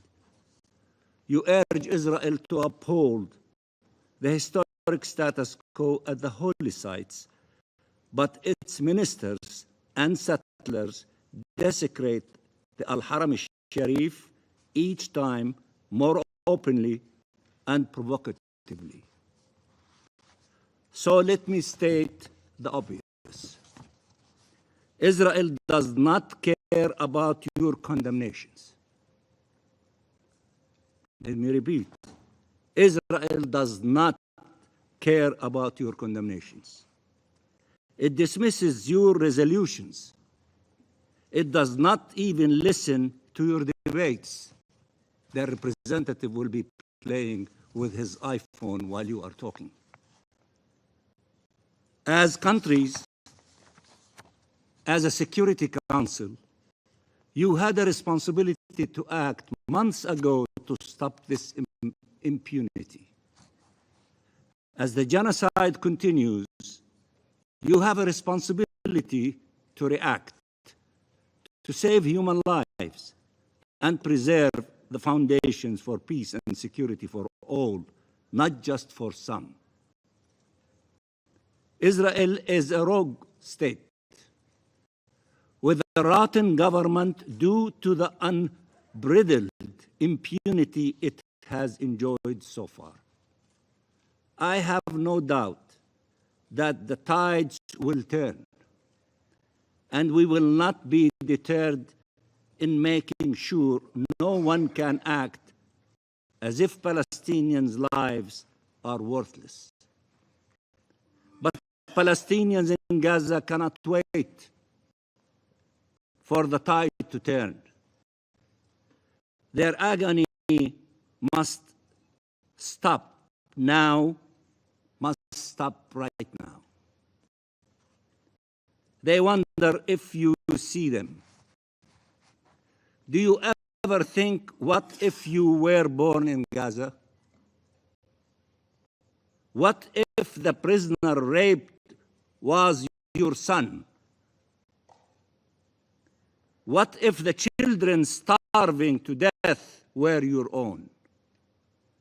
What if that woman killed was your daughter or your wife?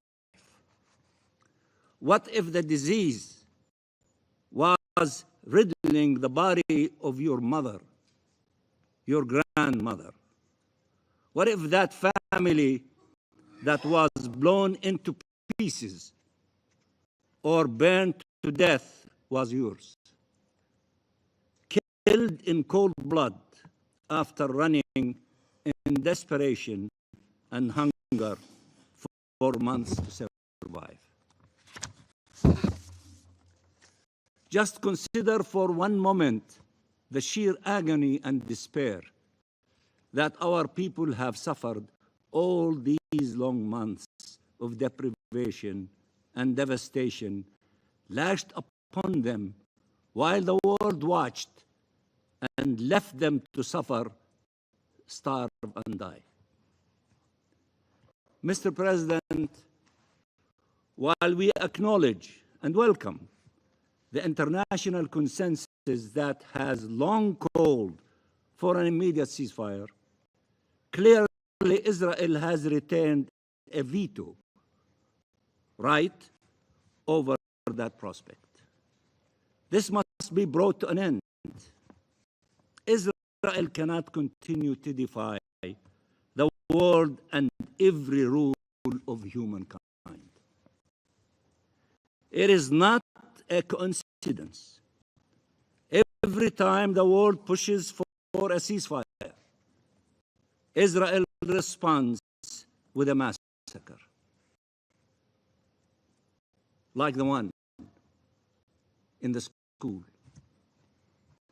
It sends a message, each more gruesome than the one before, that it will not stop.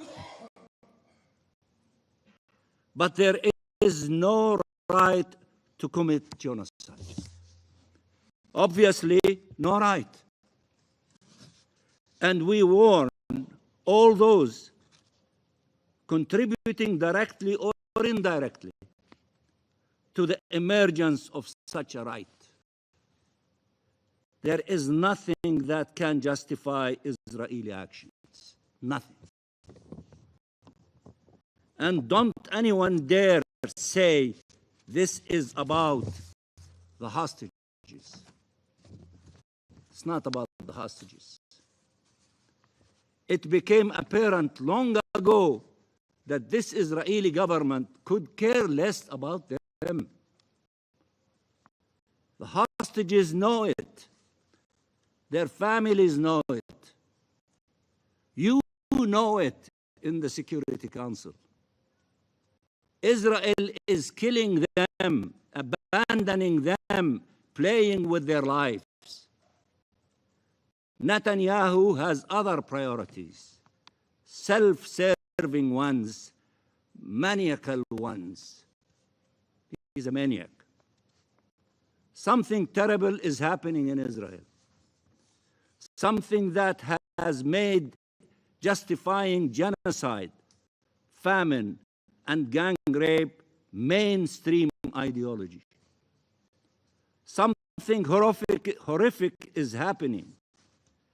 The memory of the Holocaust, instead of serving as an unbreachable barrier against the commission of atrocities, has been instrumentalized to justify their commission. How is this possible? 10 months later, with the whole world opposed to it, because that opposition has yet to lead to serious consequences for Israel. This is a hard fact. You have to face it. If there are no consequences, they're not going to stop. They're not going to listen to you. To those who continue to arm Israel, to those who still have the audacity to call in Israel, quote unquote, to investigate its own crimes, as if the actions of its soldiers do not reflect the actual policies of its military and political leaders. To those who dare to try and deter international courts from ensuring accountability instead of deterring the perpetrators of atrocities. Wake up! Wake up! How long do you have to remain in denial? Wake up. Stop finding excuses. Stop imagining that you can reason with the Israeli government so it stops killing civilians by the thousands, imposing famine, torturing prisoners, colonizing and annexing our land. All while you appeal to them, call on them, demand them to stop. You have to tell them to stop, and you have the tools to make them stop. As a Security Council and as nations in your national capacity. You have to decide, what do you stand for and what do you stand against? This is not a time for justifications and equivocations. This is a time for clarity and resolve. This is time to shore up principles and morality. Do not abandon your duties. Do not abandon your duties as a Security Council. You have the tools to make what you decide a reality, and no one should be above the law if you choose to do that. If you have the political will to implement what you decide. Mr. President, when will the Israeli government be held accountable for its actions? When? When will the war criminals be sanctioned? And as my brother from Algeria, it is time to sanction. We reject a position whereby you would be against hostage taking except when the hostages are Palestinians, and whereby you would sanction war criminals except when they are Israelis. We cannot come back here over and over again and pretend that everyone does not all know that Israel will not listen until it has no choice but to listen.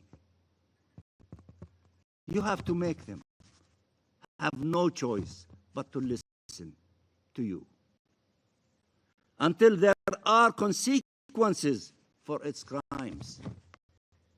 You cannot commit a crime and get away with it. There has to be consequences for those committing crimes, for those who want to defend the 4 Geneva Conventions and all the conventions elements. When in Article 1 it says that you have to ensure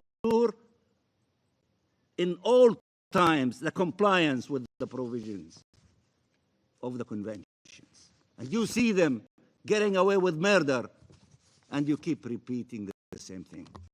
When are you going to enforce your decisions and international law? You need to impose sanctions on those criminals. You do that, they will stop continuing to commit these crimes and atrocities and genocide against the Palestinian people. We reject a position whereby you would be against hostage taking, as I said, except when the hostages are Palestinians, and whereby you would sanction war criminals except when they are Israelis.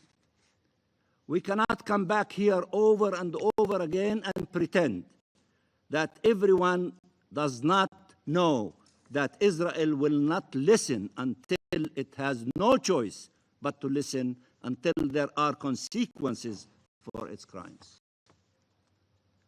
Palestinians are exhausted,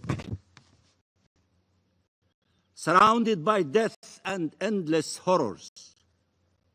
And they know your words are so that they know that your words are no match for the bombs and bullets taking away their lives and limbs. But words are not all this council has. Words are not the only tool your countries have. Some have gone beyond words. They are too rare. This is a time to act, as a number of you have stated. And you will be judged not only for the eloquence of your speeches, but also, and more importantly, for the courage of your actions. Show some courage. Show some bravery. Take actions. Stop the criminals in getting away with murder. Mr. President, we don't want Israel to torture our prisoners a bit less.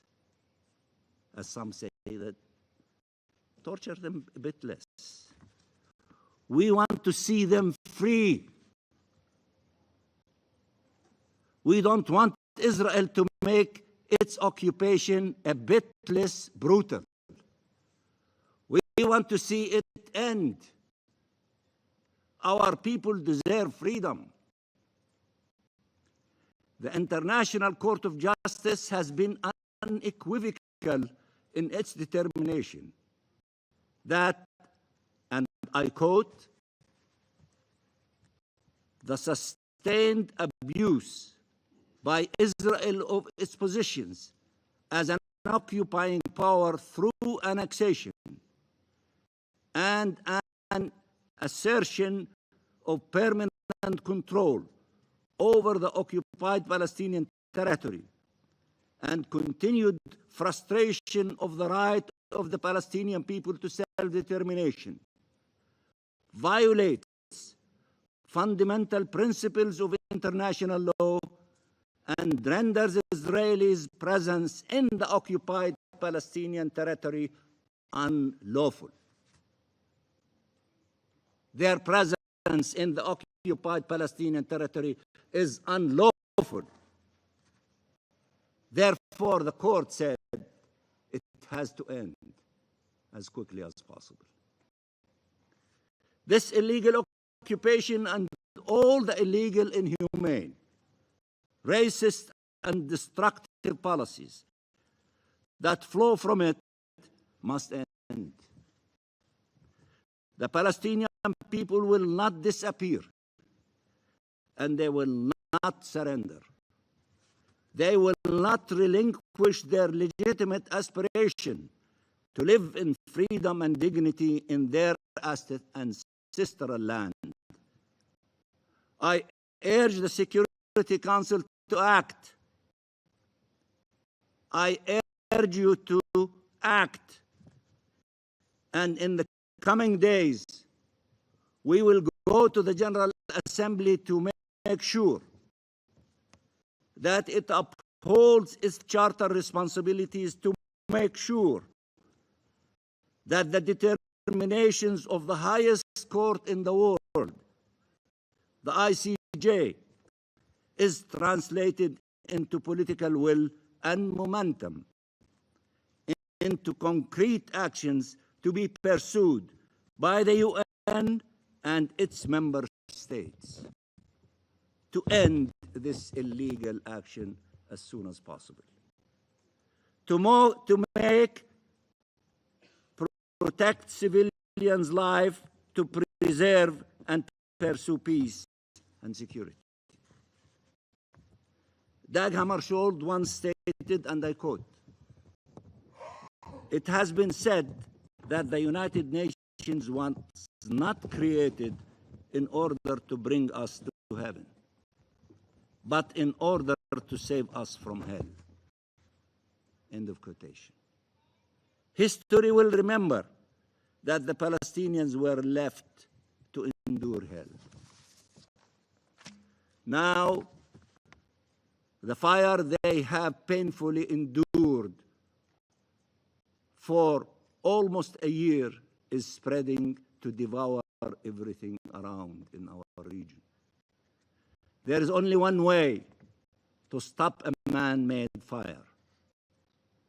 It is not enough to tend to the flames. You need to stop the arsonist. Let me repeat what our people in Gaza is saying, and they have been saying that, and they cannot take it any longer. Enough is enough. You have to act to put an end to this cruel criminality and genocide against our people in Palestine, particularly in the Gaza Strip. Will you do that? All of you? You gave beautiful statements. You said, you showed unanimity in rejecting their criminal action. But that is good, not sufficient. Show the will and the resolve to act on that basis with the tools that you have, with the mandate given to you by the Charter, to come to the Palestinian people and serve them justice, to stop the criminals from continuing in what they are doing.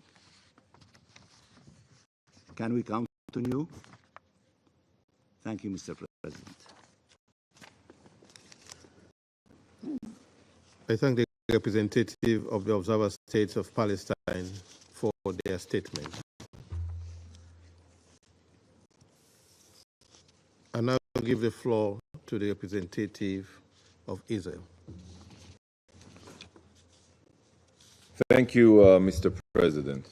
Mr. President, I'm sure many of you were not aware or did not care to check, but today is Tisha B'Av, the saddest day on the Jewish calendar, our ancient day of mourning. We are fasting today for the many tragedies in Jewish history that occurred on this day, including the destruction of our first and second holy temples in Jerusalem. But let me be clear, Jerusalem will never fall again. Jerusalem, united Jerusalem, will never fall again. No matter how many times our enemies attempt to destroy us, no matter how many times the UN slanders us and distorts reality, we will stay in our homeland and we will prevail. Mr. President, Council members, in the early hours of October 17th, 2023, reports flooded from Hamas Ministry of Health of an Israeli airstrike on Al-Ahli Hospital. You probably remember it. Remember that day. These reports were then very quickly, parroted by UN officials, media outlets, and several governments. Not even 24 hours following these baseless claims, this council convened to discuss what was exposed to be a terrorist propaganda operation. As you probably remember, it was a Palestinian Islamic Jihad rocket which fell on the hospital parking lot, not an Israeli missile. Fast forward 10 months and nothing has changed. In the early hours of August 10th, 2024, the Gaza Ministry of Health, which the OCHA representative referenced while failing to mention it is in fact Hamas, has concocted a new blood libel. Once again, UN officials and media outlets were quick to echo this campaign of lies. I simply cannot comprehend that the United Nations Security Council would hold an emergency session based on jihadist propaganda. Once again, the Council falls for terrorist narratives, amplifying them and neglecting its obligations to the truth. Some in this chamber distort reality because of political interest, and we all understand the political interest. So I will set the record straight for all of you. On Saturday, August 10th, Israel targeted not a school, not an innocent school. We targeted dangerous terrorists operating in a Hamas command and control center within El Taba'in school. As usual, Hamas cynically abuses civilian facilities which should be protected as their terror bases. This strike eliminated at least 31 Hamas and Palestinian Islamic Jihad terrorists who carried out attacks from inside this compound. These vile terrorists included platoon commanders, mortar and rocket operatives, cell commanders, and intelligence operatives. We neutralized dozens of vicious terrorists who used this school for their evil goals and were in direct violation of international law. But do you hold Hamas accountable for the losses? No, of course not. And of course, he shouldn't speak for Hamas because he doesn't represent them. How convenient. By the way, the building itself is still intact, which would be physically impossible if Hamas claims are to be believed. So I ask you, dear colleagues, did you learn nothing from Hamas's lies about Al-Ahli Hospital or from their lies about Al-Shifa Hospital, which they also used as their headquarters, and the lies about our daring hostage rescue, among many other instances? In which other context would the international community rush to propagate the lies of a terrorist organization attempting to malign a democratic state, as we take every possible measure to minimize collateral damage, while Hamas uses civilians as human shields, deliberately putting them in harm's way? Not only are Hamas lies echoed here, but you also ignore and enable their outrageous violations of international and humanitarian law. Prohibited use of civilian infrastructure by Hamas terrorists are numerous, are widespread. Everyone, I'm telling you, everyone can see them. Everyone expects the UN, of course. Yet, the briefer today only touched upon these violations rather than investigating the twisted and immoral strategies of Hamas terrorists. But why would we be surprised if the UN has no data of itself? They have to rely on baby killers and rapers to supply them the data. Just 80 years ago, the Nazi minister of propaganda, Joseph Goebbels, used the language of race science as his weapon against the Jewish people, poisoning the minds of the German people. Mr. President, Joseph Goebbels' ilk, the people who are ideologically his descendants, are alive and well, sadly. Only now it is Hamas using the language of humanitarian and international law and modern blood libels to vilify Israel. The Council convened today urgently to discuss Hamas's false claims. Shockingly, it seems that you have decided to dedicate your time to listen to the terrorist lies, while no real concern has been shown when Israeli children were murdered only recently by Hezbollah. Let me show you the differences. These, and you have the names and their positions, these are the terrorists eliminated in Gaza on Saturday. This is only part of them because we, as a reliable country, we check ourselves. We don't rush to conclusions. But this is only part of the terrorists who were eliminated on Saturday. Terrorists exploiting Al-Taba'in school as a base for their murderous objectives. These are the people you call an emergency session for. While these are 11 of the 12 Israeli children murdered by the terrorists of Hezbollah.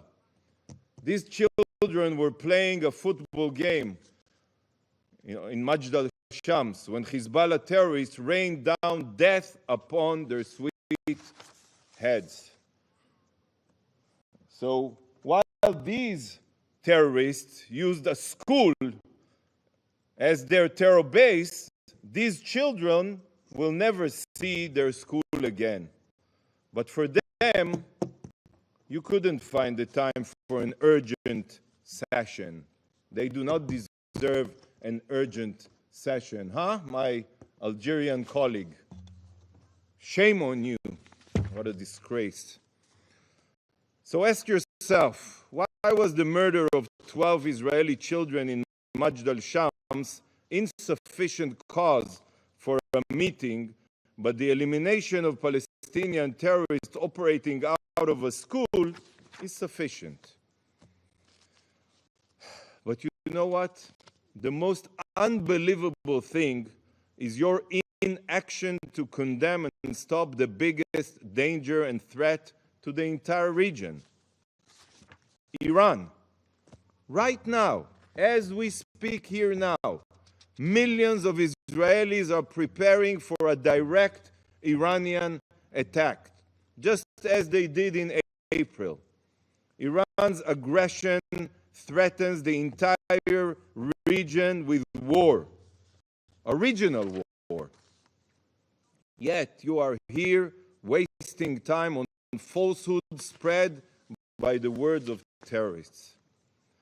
This fact that we are holding an emergency session because Hamas uses civilians as human shields rather than discussing the real global threat perfectly represents the distorted agenda within the UN, a significant detachment between the UN's supposed agenda and the global reality.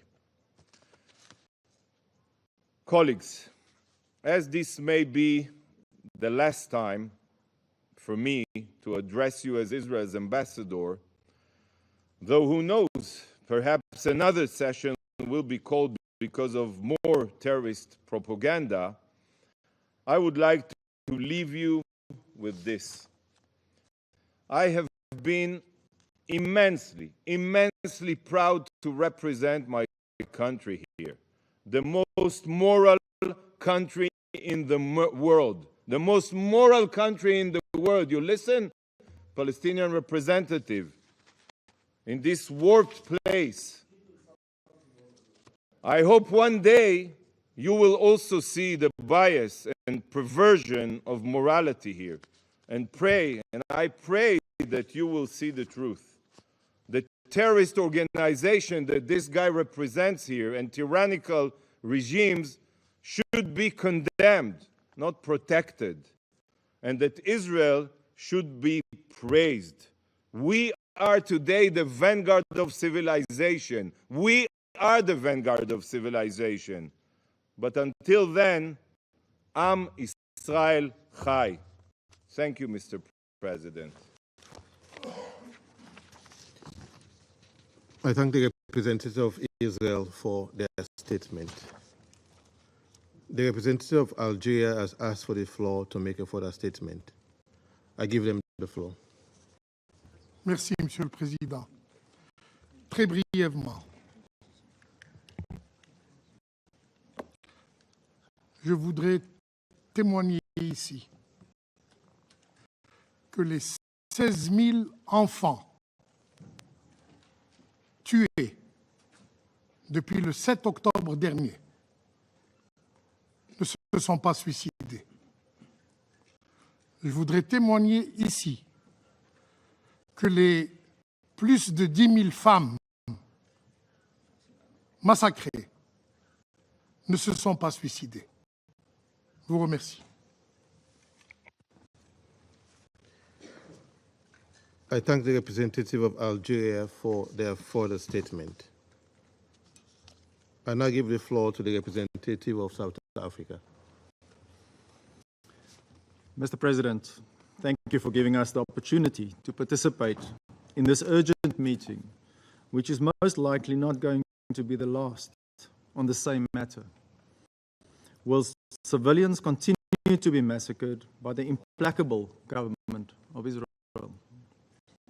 Unfortunately, some in this room continue to support and defend Israel as it commits the most despicable crimes against humanity the world has ever seen in recent times with impunity. It is indeed an indictment on the UN Security Council that a resolution has to date not been found on this intractable conflict that has served on the agenda of this organization since time immemorial. Just yesterday, lamenting the inefficiency of the Security Council, the Secretary General remarked, and I quote, "Since 1945, the United Nations Security Council has been a bedrock of global peace and security. But the cracks in its foundations are becoming too large to ignore. They are contributing to deadlock, stalemate, and stagnation around today's most pressing crises." End of quote. In this regard, the inability of the Council to put an end to the genocide that continues to be carried out by Israel against the people of Gaza is a case in point. Mr. President, Israel's impunity and apparent political protection is not perceived. It's real. This impunity puts into question the whole meaning of, and I quote, legally binding, because this organization has adopted numerous resolutions since the formation of the United Nations that have been undermined by Israel for decades. To affirm its status as a legal delinquent immediately following its receipt of armed support from those who support it, Israel committed yet another massacre on 10 August this year when it bombed the Al-Tabin school in central Gaza City, where thousands of displaced families had sheltered. More than 100 Palestinian children, women, and men, and many injured as a result. The assassination of Hamas leader, Dr. Ismail Haniyeh, in Tehran last month, and the continuous targeting of civilians in Gaza will likely further compound the situation in an already volatile region. We hope that the investigation into his assassination will soon be concluded and call on all parties to exercise the utmost restraint and avoid any acts that would escalate tensions in an already fragile region. Mr. President, as an avid believer of the rule of law, in December last year, South Africa approached the International Court of Justice, seeking an order to prevent Israel from committing genocide against the Palestinian people. Israel defied the court's order and launched an offensive in Rafah. Once again, South Africa put its trust in the global court system and sought additional provisional measures to prevent Israel's persistent acts of genocide against the Palestinian people in Gaza. Deciding on the matter, the court proclaimed that the Palestinians have a legal right to protection against genocide, and that South Africa had shown that there was a real and imminent risk of the irreparable violation of that right. This also fell on deaf ears. In addition to the evidence presented at the ICJ, South Africa submitted to the Security Council a body of evidence in support of its argument that Israel is committing genocide in Gaza. This document was circulated as S/2024/419, and we encourage all member states to study the document and acquaint themselves of its content. Mr. President, there must be an immediate cessation of hostilities across the whole of Gaza, and all attacks on humanitarian workers and medical staff must cease immediately and permanently. The continued occupation of Palestine, destruction of infrastructure, obliteration of livelihoods, displacement, collective punishment, and extrajudicial assassinations will undoubtedly make the realization of a peaceful solution to the Palestinian question and the situation in the Middle East in general much more difficult to achieve. We reiterate that the international community cannot proclaim the importance of international law, including the respect for the UN Charter in some situations, but not in others. The ability of Israel to simply ignore binding decisions from international organizations with no consequences is unacceptable. The Council must immediately ensure respect for its resolutions in line with its mandate, if it's to successfully mend, and I quote, the cracks in its foundation, end quotes, and avert a situation where these cracks become too large to ignore. I thank you, Mr. President. I thank the representatives of South Africa for their statement. There are no more names inscribed on the list of speakers. The meeting is adjourned.